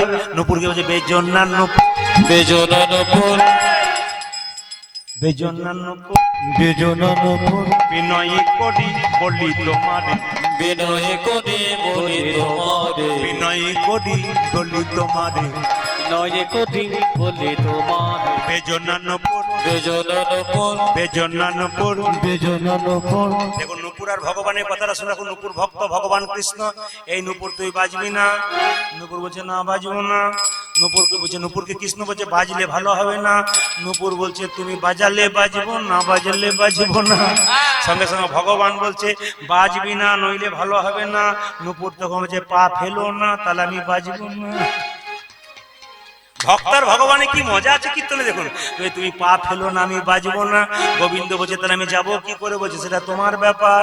বলছে এই নূপুর তুই বাজবি না, আমি তো বললাম তুমি বাজালে বাজবো, না বাজালে। এই নূপুর তুই বাজবি না। নূপুর বলছে না বাজবো না। নূপুর তখন মনে মনে ভাবছে আজে বাজে জায়গায় বাজবো না, বাজার জায়গায় ঠিক বেজে দেবো। মনে মনে ভাবছে আজে বাজে জায়গায় বাজবো না, ঠিক বাজার জায়গায় বেজে দেবো। নূপুরকে নিয়ে চলে যাচ্ছে, দেখুন তো নূপুর বাজছে কিনা। নূপুর বলছে, নূপুরকে বলছে নূপুর বাজবি না। বলছে আমি যদি বেজে ফেলি তুমি আমায় কি করবে? তোকে পায়ে রাখবো না। কোথায় রাখবে তুমি? তোমাকে আমার এত বড় শরীরটা আমি এখানে রেখে দেবো। বলছে যেই না এখানে রাখতে গেছে মোহর পুচ্ছে বলছে খবরদার, এটা আমার জায়গা, সর এখান থেকে। যেই না বলেছে তাহলে এবার তুমি কোথায় রাখবে? গোবিন্দ বলছে আমার গলাতে রাখবো। মালা বলছে খবরদার, এটা আমার জায়গা, ছাড় এখান থেকে, দৌড়। সঙ্গে সঙ্গে তাই তোকে বুকের মধ্যে রাখবো। নূপুর বলছে তোমার মাথা খারাপ, এই বুকটা একজন কিনে রেখেছে, সে কে বলুন তো? ভৃগুমুনি এখানে পদচিহ্ন দিয়েছে, এই জায়গাটা কিনে রেখে দিয়েছে, এই জায়গায় সদর ছেড়ে মফস্বলে যাব না। বলছে তাই তোকে এক কাজ করবো, তোকে এইখানে রাখবো। বলছে না আমি তো কৃষ্ণ ভক্ত, কালী ভক্ত নয়, আমি শ্মশান ঘাটে থাকবো না। কৃষ্ণ বলছে চালাকি করিস না, এটা শ্মশান ঘাট কি করে হলো? বলছে তুমি এইখানে বক্ষ বিদীর্ণ করেছি, হিরণ্যকশিপুকে মেরেছো, ওই জন্য শ্মশান ঘাট। তুমি কোথায় রাখবে? তোমার চরণে ছাড়া জায়গা নাই। আরে চরণ ছাড়া জায়গা নয় গে, চরণ ছাড়া জায়গা নাই, তোমার চরণ ছাড়া জায়গা নাই গে। চরণ ছাড়া করো নাহি, চরণ ছাড়া জায়গা নাই। তোমার চরণ ছাড়া করো নাকি, চরণ ছাড়া জায়গা নাই রে। আমার দিকে তাকান, কি সুন্দর তত্ত্ব আছে দেখুন। নূপুরকে বলছে নূপুর বাজবি না। আমার দিকে তাকান, আপনারা একটু দেখুন তো বাজছে কিনা, শব্দ পাচ্ছেন কিনা। হ্যাঁ বলবেন। নূপুর বাজবি না, বাজছে? একটু বলুন হ্যাঁ না, না বলুন। বাজছে, বাজছে। তোমরা বলো না, ওরা বলো। বাজছে, বাজছে, বাজছে, এই বাজছে বাজছে করতে করতে নুপুর যাবে, না বাজবো না, বাজার জায়গায় বেজে দেবো। যেই না চন্দ্রাবলী শুয়ে আছে, চন্দ্রাবলীর বুকের উপর অন্ধকারে পাটা পড়ে গেছে, আর চন্দ্রাবলী বলছে এবারে চরণ পেলাম তোমার। আচ্ছা, ভগবান দেখবো দেখবো করছেন, কিছু মনে করবেন না। ভগবানকে কেউ দেখেছেন? জোরে বলুন হ্যাঁ না না। বলে ক্যালেন্ডারে ছবিতে দেখেছি, মন্দিরে দেখেছি। আচ্ছা, আজকে জীবন্ত ভগবান দেখাবো। যারা যারা দেখবেন হাত তুলুন। আমি দাঁড়িয়ে কথা দিলাম ভগবান দেখাবো। কে কে দেখবে? আমি আসলে দাঁড়িয়ে কথা দিচ্ছি ভগবান দেখাবো। আচ্ছা, আমি যে বললাম কে কে ভগবান দেখবেন হাত তুলুন। ভগবানকে আমার ঘরে ছেলে যে আপনাদেরকে পাঠিয়ে দেবো। তাহলে প্রশ্ন করলেন ভগবান যখন দেখাবো বলেছেন তখন দেখাতে হবে। আমি যখন কথা দিয়েছি দেখাবো, তখন একটা কথা আপনাদের বলি। একটা ছেলে সারা বছর পড়াশোনা করলো না, হঠাৎ পরীক্ষার সময় একবার পড়াশোনা করলো, সে কি পাস করতে পারবে? সারা বছর আপনি ভগবানকে ডাকলেন, আজকে হাত তুলে দিলেন ভগবান দেখবো, ভগবান দেখতে পাবেন? একটা কাজ করলে আপনারা ভগবান দেখবেন, বলবো কাজটা বলে দিন। কাল সকাল থেকে সন্ধ্যে পর্যন্ত যে যে জলে ডুবে থাকতে পারবে সে সে ভগবানকে দেখতে পাবে। আপনারা কারা কারা জলে ডুবে থাকতে পারবে হাত তুলুন। বলে মাথা খারাপ, একে কুয়াশাতে বসে কীর্তন শুনছি তারপর জলে ডুববো, তোমার মাথা খারাপ হয়ে গেছে? না না, আমি সেই জলের কথা বলি নাই। একবারও ইন্দারা বলি নাই, নদী বলি নাই, পুকুর বলি নাই। কাল সকাল থেকে সন্ধ্যে পর্যন্ত যে ভক্ত বা ভক্তিমতী মা নয়ন জলে ডুবতে পারবে না, তাই গৌর হরি বল বলে ভগবানকে একবার সবাই তাকান আমার দিকে। ভগবান বললেন, সবাই যুক্তি করে দেখবেন যে যেখানে যান। ভগবান বললেন মন্দিরের দিকে তাকিও না, মন্দিরে আমি আছি। আমার দিকে তাকান, আমার দিকে তাকান। আমার হাত আছে কিন্তু নড়ে না, আমার হাত আছে কিন্তু নড়ে না। কীর্তন কিন্তু যুক্তির বিষয়। আপনি যুক্তি দিয়ে বুঝবেন। আমি ভুল বললে আপনি আঙুল তুলবেন। আপনি যুক্তি দেখলে আপনি আনন্দ পাবেন। কৃষ্ণ বলছে আমার হাত আছে নড়ে না, আমার মুখ আছে আমি খাই না, আমার মুখ আছে আমি খাই না। যদি খেত তাহলে আমাদের যেমন পায়খানা ঘর আছে ভগবানেরও সেরকম পায়খানা ঘর থাকতো। ভগবান খাই না তাই তার পায়খানা ঘর। না কি বলছেন? চারটে আপেল চারটে কলা দিয়েছেন, ফেরত নিয়ে আসেন না? জোরে বলুন হ্যাঁ না। ভগবান খায়। ভগবান বলছে মন্দিরে আমাকে সবাই যাবে, করবে উপাসনা, দূর হবে বাসনা। তবে তাকিয়ে দেখো আমি মন্দিরে থাকি না, কোথায় থাকি? এইদিকে। আমি কোথায় থাকি? ছোট ছোট আমার সৃষ্টির দিকে তাকিয়ে দেখো। ছোট ছোট গাছ তার বড় বড় ফল, বড় বড় গাছ তার ছোট ছোট ফল। অপরাধ নেবেন না, আমার দিকে তাকান। ছোট ছোট গাছ তার বড় বড় ফল, বড় বড় গাছ তার ছোট ছোট ফল। একটা কুমড়ো গাছ, তার লতা গাছ, তার ফলের ওজন কত? জোরে বলুন। 5 কেজি, 10 কেজি, 15 কেজি। কিন্তু একটা বট গাছ, এত বড় গাছ, তার ফলের ওজন কত? 5 গ্রাম, 7 গ্রাম, 10 গ্রাম। তাহলে কুমড়োর ফলটা এত বড় করলো, বটের ফলটা ছোট করলো কেন? ভগবান বলছে গ্রীষ্মকালে আমার ভক্তরা গাছের নিচে বসে আমার গুণগান গাইবে। বটের ফলটা যদি বড় থাকে, চাপা পড়ার ভয়ে কেউ বসবে না, আমার নামও করবে না, তাই বটের ফলটা ছোট করে দিলাম। না, যুক্তি দেখবেন, তারপর কীর্তন শুনবেন। এই দিকে তাকান। একটা রাখাল বালক, আসতে বাবা, একজন রাখাল বালক, আসতে, একজন রাখাল বালক গরু চড়াতে গিয়ে বট গাছের উপরে বসে আছেন। মনে মনে ভাবছে ভগবানের কোনো বিচার নাই, এত বড় গাছ আর এইটুকু ফল। বলতে বলতে হঠাৎ একটা ফল নাকের উপরে, মনে মনে ভাবছে ভাগ্যে ফলটা এত বড় হয় না, নাক মুখ চোখ আমার সব ভগবানের বিচার ঠিক আছে কিনা? এই দিকে তাকাবেন, মজা আছে। আচ্ছা, আপনাদের এখানে 2 দিন কীর্তন হচ্ছে, অপরাধ নেবেন না। আমি দাদার বাড়িতে সেবা করছি, সব সময় দাদার বাড়িতে সেবা করছি, কমিটির তরফ থেকে দাদার বাড়িতে সেবা করছি। কিন্তু কিছু মনে করবেন না, আমি একটা জিনিস পেলাম যে যেটা কীর্তনে পাওয়া যায়। কি বলুন তো? ছিল, ও বুঝতে পারিনি, মিক্স ছিল। এই দিকে আজকে ছিল। কি বলুন তো? যেখানে কীর্তন হয় দেখবেন কিছু সবজি হোক আর না হোক একজন থাকে। উনি কে বলুন তো? কে বলুন তো? কুমড়ো। আমরাও খুব চালাক আছি। আগে কিন্তু 24 পরগনা এক এক জায়গায়, যখন আমার ইউটিউবে নাম ছিল না, আমার ইউটিউবে নাম ছিল না, আমি গ্রামে গ্রামে কীর্তন করতাম, বহু কীর্তন করেছি। কিন্তু মায়েরা লক্ষ্য করুন, তখন আমি দুপুরবেলায় খেতাম এদিকে সব জায়গাতে খালি কুমড়োর তরকারি আর ডাল, সব জায়গাতে। তো অনেক সবজি করতো, কুমড়ো করতো। ঘর থেকে ফোন করতো, খাবার পর একটা ফোন আসে আমাদের, কিন্তু আমাকে ফোন করছে, সেবা হয়েছে, কমিটি দাদারা বসে আছে। দাদারা ভালো করে শুনবেন, হ্যাঁ সবাই ভালো করে শুনবেন, মন দিয়ে শুনবেন। কমিটিকে শোনা দরকার আছে, এটা আপনার সে কমিটি শুনবে। কেন বলুন তো? কীর্তনের সময় খাওয়া দাওয়ার পরে যখন লজে আছি, সব জায়গাতে একটি ফোন আসে বাড়ি থেকে, কি আমার সেবা হয়েছে? হ্যাঁ হলো। তোমার হলো? হ্যাঁ হলো। কি কি হলো? বললাম এই ছিল, সেই ছিল, ওই ছিল। কমিটি ছেলে বসে আছে, কিছু বলা যাবে না যে কুমড়ো ছিল। কুমড়ো ছিল বললে তাহলে লজ্জা পাবে। এই ছিল, ওই ছিল। তখন আমার স্ত্রী তখন বলে উনি ছিলেন। উনি মানে বুঝতে পারছেন?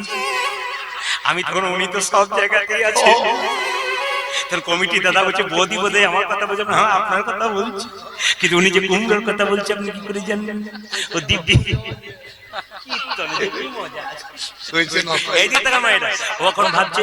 কমিটি দাদা ভাবছে দারুণ কথা বলছে, তাহলে বৌদি আমাদের কথা বলছে। হ্যাঁ আপনার কথা বলছে, কিন্তু উনি কুমড়ের কথা বলছেন। আচ্ছা মায়েরা কিছু মনে করেন, দাদা ভাইরা মনে করবেন না। যে জায়গায় কীর্তন হয়, এখানকার কীর্তন কমিটি খুব ভালো, সব জায়গাতে ভালো। আগে 4 দিন গান করতাম, আমাদের কুমড়ো খেতে হতো, এখন নাই। মিক্স ছিল, আমি কিন্তু বুঝতে পারি, আমি পেয়ে গেছি, চলে এসেছি, বুঝতে পারি। আমার জীবের স্বাদও নাই রাত জেগে জেগে। কিছু মনে করবেন না, আমার দিকে তাকান। এখন কুমড়োটা কেন আমাদের সেবাই লাগলো, গোবিন্দ সেবাই লাগলো না? একটু তাকান, একটি কুমড়ো গাছ লতা হয়ে পড়ে আছে, মহাপ্রভু নাচতে নাচতে চলে যাচ্ছে। কুমড়ো গাছটা মহাপ্রভু পাটা ধরেছে। তখন কুমড়ো গাছটা বলছে হে প্রভু, সবাই সব ফল তোমার সেবায় লাগলো, আমি তোমার সেবায় লাগলাম না কেন? আমার একটা ব্যবস্থা করো। মহাপ্রভু বলছে কাঁদিস না কুমড়ো, আমার সেবায় লাগলে কি হবে? যেখানে কমিটি কীর্তন করাবে ওখানে কীর্তনিয়াদের সেবাতে লেগে যাবে, আর কুমড়ো জীবনে দেবে। যে জায়গায় বলেছে সে জায়গায় কমিটি বলেছে, এই প্রদীপ পাল বলে গেছে কুমড়ো দিবি না, কুমড়ো ছাড়া বাদ দিয়ে যা করবি। আমি একবার তো কুমড়ো বন্ধ করলাম, তবে যা হলো। কিন্তু না মায়েরা, কুষ্মান্ডু কুমড়োর ভালো নাম কি বলুন তো? কুষ্মান্ডু। কুমড়ো খেতে কিন্তু খুব ভালোবাসি আমি, এবং কুমড়ো খুব প্রিয়। কেন? মহাপ্রভুর জিনিস তো। দীনবন্ধু দাস দাদা আছেন, এরকম দাস এখানে ওখানে আছেন, কেন বলুন তো? এনারা কিন্তু বৈষ্ণব সম্প্রদায়। আপনারা যারা আছেন বৈষ্ণব ঘরে জন্ম নিলে বৈষ্ণবের কিছু কাজ আছে, সেই কাজগুলো করবেন। সবাইকে বলে যায়, মায়েরা যারা বৈষ্ণব ঘরে জন্ম নিচ্ছেন তাদের বলে রাখি, শুধু বৈষ্ণব ঘরে জন্ম নিলে না নয়, আপনাদেরও কাজ আছে। বিষ্ণু জানতি ইতি বৈষ্ণব। যিনি বিষ্ণুকে জানেন তিনি বৈষ্ণব। দাদা ভাইরা জেনে নিন বৈষ্ণব কাকে বলে, বৈষ্ণবের স্বভাব কেমন। আমার দিকে তাকান, একদিনে এত কথা বলা যায় না তো, তাই ছোট করে করে বেরিয়ে গেলাম। এই দিকে তাকান। ত্রিনাদপি শুনি চেন তরিব সহিষ্ণুনা অমানেন মান দেন কীর্তনীয় সদাহরি। ভাষাটা সংস্কৃত, সহজ করে দেবো। ত্রিনাদপি, তৃণ মানে কি মা? ঘাস। আমার দিকে তাকান, ঘাসের উপরে পা দেবেন, ঘাস মাথা উঁচু করবে, পাটা পেরিয়ে গেলে। আবার ঘাস মাথা নিচু করবে, পা দিয়ে দিলে। আবার দেখবেন ত্রিনাদপি তরিব সহিষ্ণুনা, গাছকে কাটবেন, যতক্ষণ না গাছ মাটিতে পড়ছে ততক্ষণ ফল দান করবে, ছায়া দান করবে। বৈষ্ণবের স্বভাব কি? হাজার আঘাত করুন তবু বৈষ্ণব আপনাকে নাম দিয়ে যাবে। আর বৈষ্ণবের স্বভাব কি? আমার দিকে তাকান তো, অমানেন মান দেন। এই রাস্তা দিয়ে পেরিয়ে যাচ্ছেন, বড় গোবিন্দপুরের রাস্তা দিয়ে, একজন কুষ্ঠব্যাধি লোক ছটফট ছটফট করছে, আপনি কি করবেন? নোংরা পুঁজ রক্ত বেরোচ্ছে, আপনি কি করব? নাকে কাপড় চাপা দিয়ে চলে যাবো। কিন্তু যিনি পরম বৈষ্ণব হবেন তিনি কি করবেন? কোলে কোল দিয়ে বলবে, তোর এই জগতের ডাক্তার ভালো করতে পারে নাই, কোলে কোল দিয়ে একবার নিতাই গৌর হরি বল বল, তোর দেহরোগ তো দূর হবে, তার সঙ্গে তোর ভবরোগ পর্যন্ত দূর হয়ে যাবে। আর বৈষ্ণব কাকে বলে বাবা? তিলক তুলসী মালা শিখাও কৌপিন বহির্বাসে হরিনাম মুখে নিষিদিন। তিলক থাকবে, তুলসী মালা থাকবে, শিখা থাকবে, কৌপিন থাকবে, ইনি হচ্ছেন বৈষ্ণব। তবে আপনাদের বলে রাখি, আপনারা মালা কারা কারা পড়েছেন একটু হাত তুলুন। দাদা ভাইরা কারা কারা মালা পড়েছেন, আমি খুব খুশি হব। আপনারা মালা পড়ুন। যদি কেউ মালা পড়তে না পারেন তাহলে বেলের মালা প্রথমে পড়বেন। যদি তুলসীর মালা পড়তে, তুলসীর মালা পড়ে দেখবেন আমিষ খেতে নাই, কিন্তু বারবার বলবাম তুলসীর মালা যারা পড়বেন তারা আমিষ খাবেন না, কিন্তু নিরামিষ খাবেন। একটা কথা বলে রাখি, বেলের মালা খেয়ে আপনি, বেলের মালা পরে আপনি যা খুশি খেতে পারেন, কিন্তু যখনই বেলের মালা পরবেন তখন আপনার মনে হবে বেলের মালা পরেছি, এবার আমি স্কুলে 1-এ ভর্তি হবেন, তবে তো 2-তে ওঠার ইচ্ছা হবে। আগে ভর্তিটা হন, বেলের মালাটা পড়ুন, দেখবেন আস্তে আস্তে মনে হবে এবার তুলসীর মালা কখন পরা যায়, উন্নতি হবে আপনাদের। তবে বলে রাখি, তুলসীর মালা পরার পর অনেকে প্রশ্ন করে তুলসী মালা পরবো কেন? যুক্তিগুলো দেখাই। বিজ্ঞান বলছে সব গাছে বজ্রপাত হয়, তুলসী গাছে বজ্রপাত হয় না। আমি হাজার হাজার গ্যারান্টি দিয়ে বলছি। এতজন কীর্তন শুনতে এসছেন, একজন হাত তুলে বলুন তো যে আপনাদের গ্রামে কোনো ব্যক্তি তুলসীর মালা গলায় ছিল, তার মাথায় বাজ পড়েছে? হাত তুলে দেখান তো। কেউ পড়েছে কারো মাথায়? কারো মাথায় পড়েনি। আপনার দেখাতে পারবেন না তুলসীর মালা গলায় আছে, সাপে কামড়েছে। সাপে কামড়াবে কিন্তু বেঁচে যাবে, কেন? এই তুলসী মালার বিরাট যুক্তি আছে। বিজ্ঞান বলছে সব গাছে বজ্রপাত হয়, তুলসী গাছে বজ্রপাত হয় না। আর বৈষ্ণব কি বললো? যে শাস্ত্র কি বললো, এখান থেকে কলকাতা যাচ্ছেন কি আমাদের বীরভূম যাচ্ছেন ট্রেনে, যেতে যেতে হঠাৎ আপনি মারা গেলেন, আপনার সঙ্গে কেউ কোথাও নাই, আপনার কণ্ঠে তুলসীর মালা নেই, বলবে কোথাকারকে নামিয়ে দে, ট্রেন থেকে ফেলে দে। কিন্তু যদি আপনার কণ্ঠে একটা তুলসীর মালা থাকে, কি বলবে, ওরে এ আর কেউ নয়, একজন কৃষ্ণ ভক্ত বটে, একে যেখানে সেখানে ফেলে দিস না, একটা স্টেশনে নামিয়ে দে, কোন সাধুকে বৈষ্ণবে কৃপা হলে দেহটা সৎকার করে দেওয়ার ব্যবস্থা করবে। একজন তুলসীর মালা পড়বেন। তবে একজন আমাকে বলছে, প্রদীপ বাবু এখন তুলসীর মালা পড়লে সব খাওয়া যায়। বললাম কেন? এখন মালা প্যাঁচ সিস্টেম মালা। প্যাঁচ মানে বুঝতে পেরেছেন, রাত্রিবেলায় বিয়ে বাড়িতে নিমন্ত্রণ, প্যাঁচ খুলে দিলাম, আবার সকালবেলায় প্যাঁচ লাগিয়ে দিলাম। প্যাঁচ খোলা পড়া করবেন না, তাহলে কিন্তু প্যাঁচেই পড়ে যাবেন। আর বৈষ্ণব কাকে বলে বাবা, এদিকে তাকাবেন। আর বৈষ্ণব কাকে বলে? আপনি বাজারে হাটে, আপনি গরুর হাটে গেছেন, গাভী কিনেছেন, বাছুর কিনেছেন, জোরে বলুন হানা না, কিনেছেন, গাভীটাকে দড়ি দিয়ে টানছেন, গাভী আসছে না, কি করে আসবে? বাছুরটাকে কোলে করে এগিয়ে যান, গাভীকে ডাকতে হবে না, বাছুরকে কোলে করবেন তো গাভী আপনার পেছন পেছন আসবে। বৈষ্ণবের বস কৃষ্ণ সর্বশাস্ত্রে কয়, এইসব জানিলে হ বৈষ্ণবের আশ্রয়। আপনি বৈষ্ণবের চরণ ধরুন, বৈষ্ণবের আশ্রয় করুন, গোবিন্দকে ডাকতে হবে না, গোবিন্দ আপনার পেছন পেছন চলে আসবে। আর বৈষ্ণব কাকে বলে? এদিকে হাজার হাজার বটের ফল বট গাছে হয়, কিন্তু বট গাছের নিচে পড়ে একটাও গাছ হয় না। পাখি থেকে স্টোমাকে গিয়ে ছাতের কান নিচে পায়খানা করে, তার থেকে চারা গাছ হয়।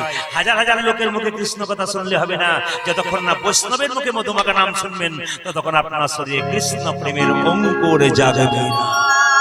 এইটা আমি আপনাদের চাই, আপনারা বৈষ্ণবকে সম্মান করুন, বৈষ্ণব জাতিকে সম্মান করুন, বৈষ্ণবকে সম্মান করুন, বৈষ্ণবের আচরণ রাখুন, আপনাদের ছেলে মেয়েগুলোকে ভালো রাখুন। রামকৃষ্ণ দেব একটা বাণী বলতে বলতে আমি সবাইকে বলবো, রামকৃষ্ণ বলছে যে সংসার থেকে ভগবানকে পাওয়া যায়, সংসারে বাইরে পাওয়া যায় না। হাতে করো কাম আর মুখে বলো হরি। সবাই মিলে হাত তুলে একসঙ্গে দেখান তো, সবাই মিলে একসঙ্গে, এই যে ও মাসি এইদিকে বসো, একসঙ্গে হাত তুলে একসঙ্গে একসঙ্গে, হাতে করো কাম আর মুখে বলো হরি, মানব জন্ম তোমার যাইবে। হাতে করো কাম আর মুখে বলো হরি, মানব জন্ম তোমার যাইবে গোতরে। আচ্ছা, এটা তো ভাই কীর্তন শুনতে এসেছে, বিদ্যাসাগরের নাম জানা আছে? বিদ্যাসাগর পড়াশোনা করেছিল ঘরে না ল্যাম্প পোস্টের নিচে? ইচ্ছা থাকলে উপায় হয় না। দেখবেন আমাদের একটা স্বভাব কি আছে বলুন তো, দুটো হাত আছে, ডান হাত আর বাঁ হাত, আর একটা কি হাত আছে বলুন তো, অজু হাত। দাদা কীর্তন শুনতে যাবেন না? আর বলবেন না সময় নাই দাদা। আর কীর্তন শুনতে যাবেন, অনেকে বলে দুঃখ করে, আমার মতো হতভাগাকে কি ভগবান ডাকে গো। ওই বাজারে যখন থলিটা নিয়ে যান, তখন তো বলেন না আমার মতো হতভাগাকে কি বাজার ডাকে গো। তখন অজুহাত, অজুহাত, সব অজুহাত। ভগবানের নামে অজুহাত, বাকি অজুহাত নাই। সব বাচ্চারা যারা, আপনারা সবাই তাকিয়ে দেখুন, আপনারা তো বসতে পেয়েছেন, তাকিয়ে দেখুন এখানে যতগুলো ছেলে আছে সব কম বয়সের, 25, 30 নয়, 15, 16, 18, 20, একবারে 3 ঘন্টা 3.5 ঘন্টা ধরে একই রকম দাঁড়িয়ে আছে, একই রকম তালি দিচ্ছে। কেন বলুন তো? হরিনাম এই জায়গাতে পৌঁছে যাক, হরিনাম এইভাবেই হোক যেন আবার বৃদ্ধ বনিতা সবাই কীর্তন শুনতে পারে। দেখুন কত কত ছেলে দাঁড়িয়ে আছে, হাত তালি দাও ভাই সবাই মিলে। হাতে করো কাম আর মুখে বলো হরি, মানব জন্ম তোমার যাইবে গোতরে। হাতে করো কাম আর মুখে বলো হরি, মানব জন্ম তোমার যাইবে গোতরে। হাতে করো কাম আর মুখে বলো হরি, মানব জন্ম তোমার যাইবে গোতরে। ওজাতে হাতে করো কাম আর মুখে বলো হরি, মানব জন্ম তোমার যাইবে গোতরি। ও মায়েরা, এই যে দেখেন, হাতে করো কাম আর মুখে বলো হরি। মায়েরা বলে ভগবানকে ভজনের সময় নেই, এক কাজ করবেন, কোনো দরকার নেই, যে খাইতে শুইতে যথাযথ হরিনাম করা যায়। আপনি একটা ঝাঁটা নেবেন, সামনে একটা মন্দির আছে, হরি মন্দিরে কি করবেন, হরে কৃষ্ণ হরে কৃষ্ণ হরে কৃষ্ণ, এই যে হরে কৃষ্ণ হরে কৃষ্ণ কৃষ্ণ কৃষ্ণ হরে হরে, হরে রাম রাম রাম হরে হরে। আজ হরে কৃষ্ণ কৃষ্ণ কৃষ্ণ হরে হরে, হরে রাম রাম রাম হরে হরে। হরে কৃষ্ণ কৃষ্ণ কৃষ্ণ হরে হরে, হরে রাম রাম রাম হরে হরে। হরে হরে কৃষ্ণ কৃষ্ণ কৃষ্ণ হরে হরে, হরে রাম রাম রাম হরে হরে। এই দেখুন একটা নিয়ম আছে, আপনার বাড়ির সামনে কোনো মন্দির থাকলে এক বালতি জল নেবে, একটু গোবর নেবেন, ধুয়ে মুছে মন্দিরটা পরিষ্কার করবেন। এর নাম তনুজা, শরীর দিয়ে গোবিন্দ সেবা। আপনার টাকা পয়সা নেই, অসুবিধা নেই, সামনে মন্দির আছে, এক বালতি জল নেবেন, গোবর দিয়ে মন্দিরটাকে ধুয়ে মুছে পরিষ্কার করবেন জল দিয়ে। দাদা ভাইদের সময় নাই, ব্যবসা করছেন, চাকরি করছেন, সময় নাই, টাকা দিন। মুসলমানদের একটা নিয়ম আছে, জাকাত দেওয়া হয়, 4 ভাগের 1 ভাগ মন্দির মসজিদে দেয়, হিন্দুদের 10 ভাগের 1 ভাগ দিতে হয়। 25 টাকা সিগারেট খাই, তবু 5 টাকা আমরা দিতে পারি না, সবচেয়ে লজ্জার ব্যাপার। হাততালি দিয়ে, হাতে করো কাম আর মুখে বলো হরি, মানব মানব জনম তোমার যাইবে গো। তোমরা হাতে করো কাম মুখে বলো হরি মানব জনম তোমার যাইবে গৌতরী। আবার আবার সবাই লক্ষ্য করুন যে যেখানে আছেন মায়েদের ভগবান ভজনা কেমন, আমার দিকে তাকান। চিড়ে আউলি চিড়ে ভানার মতো মায়েরা ঢেকি দেখেছেন, জোরে বলুন ঢেকি দেখেছেন? ঢেকি ছিল, এখন আছে? আছে? তাহলে কাল আমি খড়গপুর যাবো না, কাল সকালে দেখে তারপর যাবো ঢেকি যখন আছে। ঢেকি ছিল তো? আচ্ছা বলুন তো মায়েরা, মায়েদের ভগবান ভজনা কেমন? চিড়ে আউলি চিড়ে ভানা, ঢেকিতে যে পা দেয় তার টেনশন বেশি না, যে গর্ততে হাত দেয় তার টেনশন বেশি? জোরে বলুন, জোরে বলুন। যে পা দেয় তার টেনশন বেশি নাকি না যে গর্ততে হাত দেয় তার টেনশন বেশি? আর দুজনের মধ্যে যদি ভেতরে ভেতরে ঝগড়া থাকে তাই সে কি বলে? তজ্জ হবে হোক, তজ্জ হবে হোক। সবাই মিলে মায়েদের ভগবান ভজনা চিড়ে আউলি চিড়ে ভানার মতো বাচ্চাকে কোলে করে স্তনপান করায়, গর্তের মধ্যে হাতটা তালে তালে রাখে, একদিকে স্তনপান করাচ্ছে, একদিকে গর্ততে হাতটা তালে তালে রাখছে। একজন বলছে দিদি 5 টাকা চিড়ে দাও, কালকের 5 আজকের 5 হলো তোমার 10টা। একদিকে খরিদ্দারের সঙ্গে কথা বলে, একদিকে বাচ্চাকে স্তনপান করায়, একদিকে হাতটা তালে তালে রাখে। আপনারা কি করবেন? ছেলেকে দেখবেন, মেয়েকে দেখবেন, স্বামীকে দেখবেন, মন রাখবেন গোবিন্দের চরণে তালি তালি তালি। হাতে করো কাম আর মুখে বলো হরি মানব জনম তোমার যাইবে গো। হাতে করো কাম আর মুখে বলো হরি মানব জনম তোমার যাইবে গৌতরী। হাতে করো কাম আর মুখে বলো হরি মানব জনম তোমার যাইবে গো। ওরে যে হাতে করো কাম আর মুখে বলো হরি মানব জনম তোমার যাইবে গৌতরী। এদিকে তাকাবেন, যে যেখানে আছেন সবাই লক্ষ্য করুন। আর একটা সুন্দর তত্ত্ব আপনাদের বলে যাই, সংসারে ভগবানকে পাওয়া যায় না, সংসারে বাইরে পাওয়া যায়। জোরে বলবেন আপনারা, সংসারে ভগবানকে পাওয়া যায়। কালকে দেখেছেন একটা প্রমাণ। একদিন নারদ মুনি ভগবানকে প্রশ্ন করছে, প্রভু তোমার সবচাইতে বড় ভক্ত কে? মনে মনে ভাবছে আমাকে বলবে, তাছাড়া আর আছে কে? ভগবান মনে মনে, নারদ তোমার ভেতরে অহংকার হয়েছে, আমার সবচাইতে বড় ভক্ত সংসারে থেকে যারা ডাকে তারা আমার বড় ভক্ত। নারদ বলছে দিন নাই রাত নাই আমি শুধু নাম নাম করে বললাম আমি বড় ভক্ত, ছাড়া ওরা কি করে বড় ভক্ত হলো? সারাদিন হরিনাম করে না, শুধু কর্ম করে করে খেটে খেটে মরে, আর রোজগার করে ব্যাংকে টাকা জমা দেয়, আর আমি কি করি? আমি তোমার নাম করছি আমি বড় ভক্ত। ভগবান বলছে দেখবে নারদ প্রমাণ দেবো, তুমি বড় ভক্ত না ওরা বড় ভক্ত? বলছে প্রমাণ দাও। এই নারদ তোমাকে এক বাটি সরষের তেল দিলাম, কানায় কানায় পরিপূর্ণ তেল, 50 হাত যাবে 50 হাত আসবে, এক ফোঁটা তেল যেন না পড়ে। নারদ বলছে কোনো অসুবিধা নেই, আমি 50 হাত যাবো 50 হাত আসবে, এক ফোঁটা তেল পড়বে না। নারদ কাঁপতে কাঁপতে 50 হাত গেছে, কাঁপতে কাঁপতে 50 হাত এসছে। প্রভু 50 হাত গেলাম, 50 হাত এলাম, এক ফোঁটাও তেল পড়েনি। ভগবান বলছে নারদ তুমি যে 50 হাত গেলে 50 হাত এলে আমার কথা কবার ভেবেছিলে? বলছে এক বাটি তেলের কথা ভাবতে ভাবতে তোমার কথা ভুলে গিয়েছিলাম। তুমি তো এক বাটি তেলের কথা। কীর্তনে যে কি মজা আছে। তো কৃষ্ণের গায়ের রং কেমন? জোরে বলুন। সাদা। সাদা কালো। যা খুশি হলাম আপনারা হ্যাঁ বললেন বলে। কৃষ্ণের গায়ের রং কেমন মায়েরা? কালো। কৃষ্ণের গায়ের রং কালো। এখন কৃষ্ণ বসে আছে ধুলোতে পড়ে, দ্যুতি চলে যাচ্ছে। কৃষ্ণ জিজ্ঞেস করছে দ্যুতি কি জন্য এসছো? বলছে আমি ফুল নিতে এসেছি। কার জন্য? রাধারানী মান করে বসে আছে, মান ভাঙাবি, ফুল নিতে এসেছি। বলছে আমি তো কৃষ্ণ ফুল, আমাকে নিয়ে চলো। বলছে ও ফুলে পূজা হবে না, আমাদের রাধা কিন্তু শর্ত করেছে কালো দেখবে না। সঙ্গে সঙ্গে রাধা বৃন্দে, গোবিন্দ বলছে বৃন্দে তোমার রাধা কালো দেখবে না? বলে হ্যাঁ। তাহলে বলো তো বৃন্দাবনে তোমার কালো তারে কি করিবে?